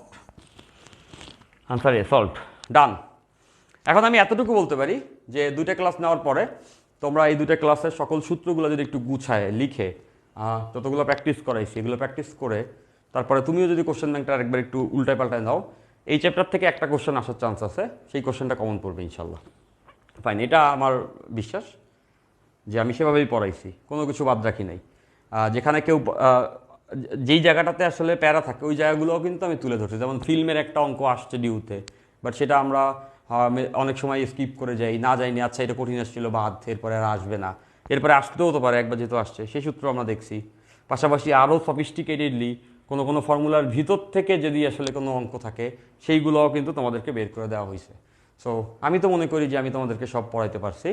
তারপরেও কোনো কিছু শেষ বলে শেষ নাই, মনে রাখবা যে সব কিছুই আসলে পড়লে পড়তেই থাকতে পারো, বাট অ্যাডমিশনের সময় নিজেকে একটু গোছায়া প্রিসাইজলি পড়তে হয়। কজ একটা চ্যাপ্টার পড়তে পড়তে পিএইচডি করে ফেললাম, ওদিকে অন্য চ্যাপ্টার পারি না, তাতে তো লাভ হবে না, এখান থেকে তো একটা দুইটার বেশি কোশ্চেন আসবে না।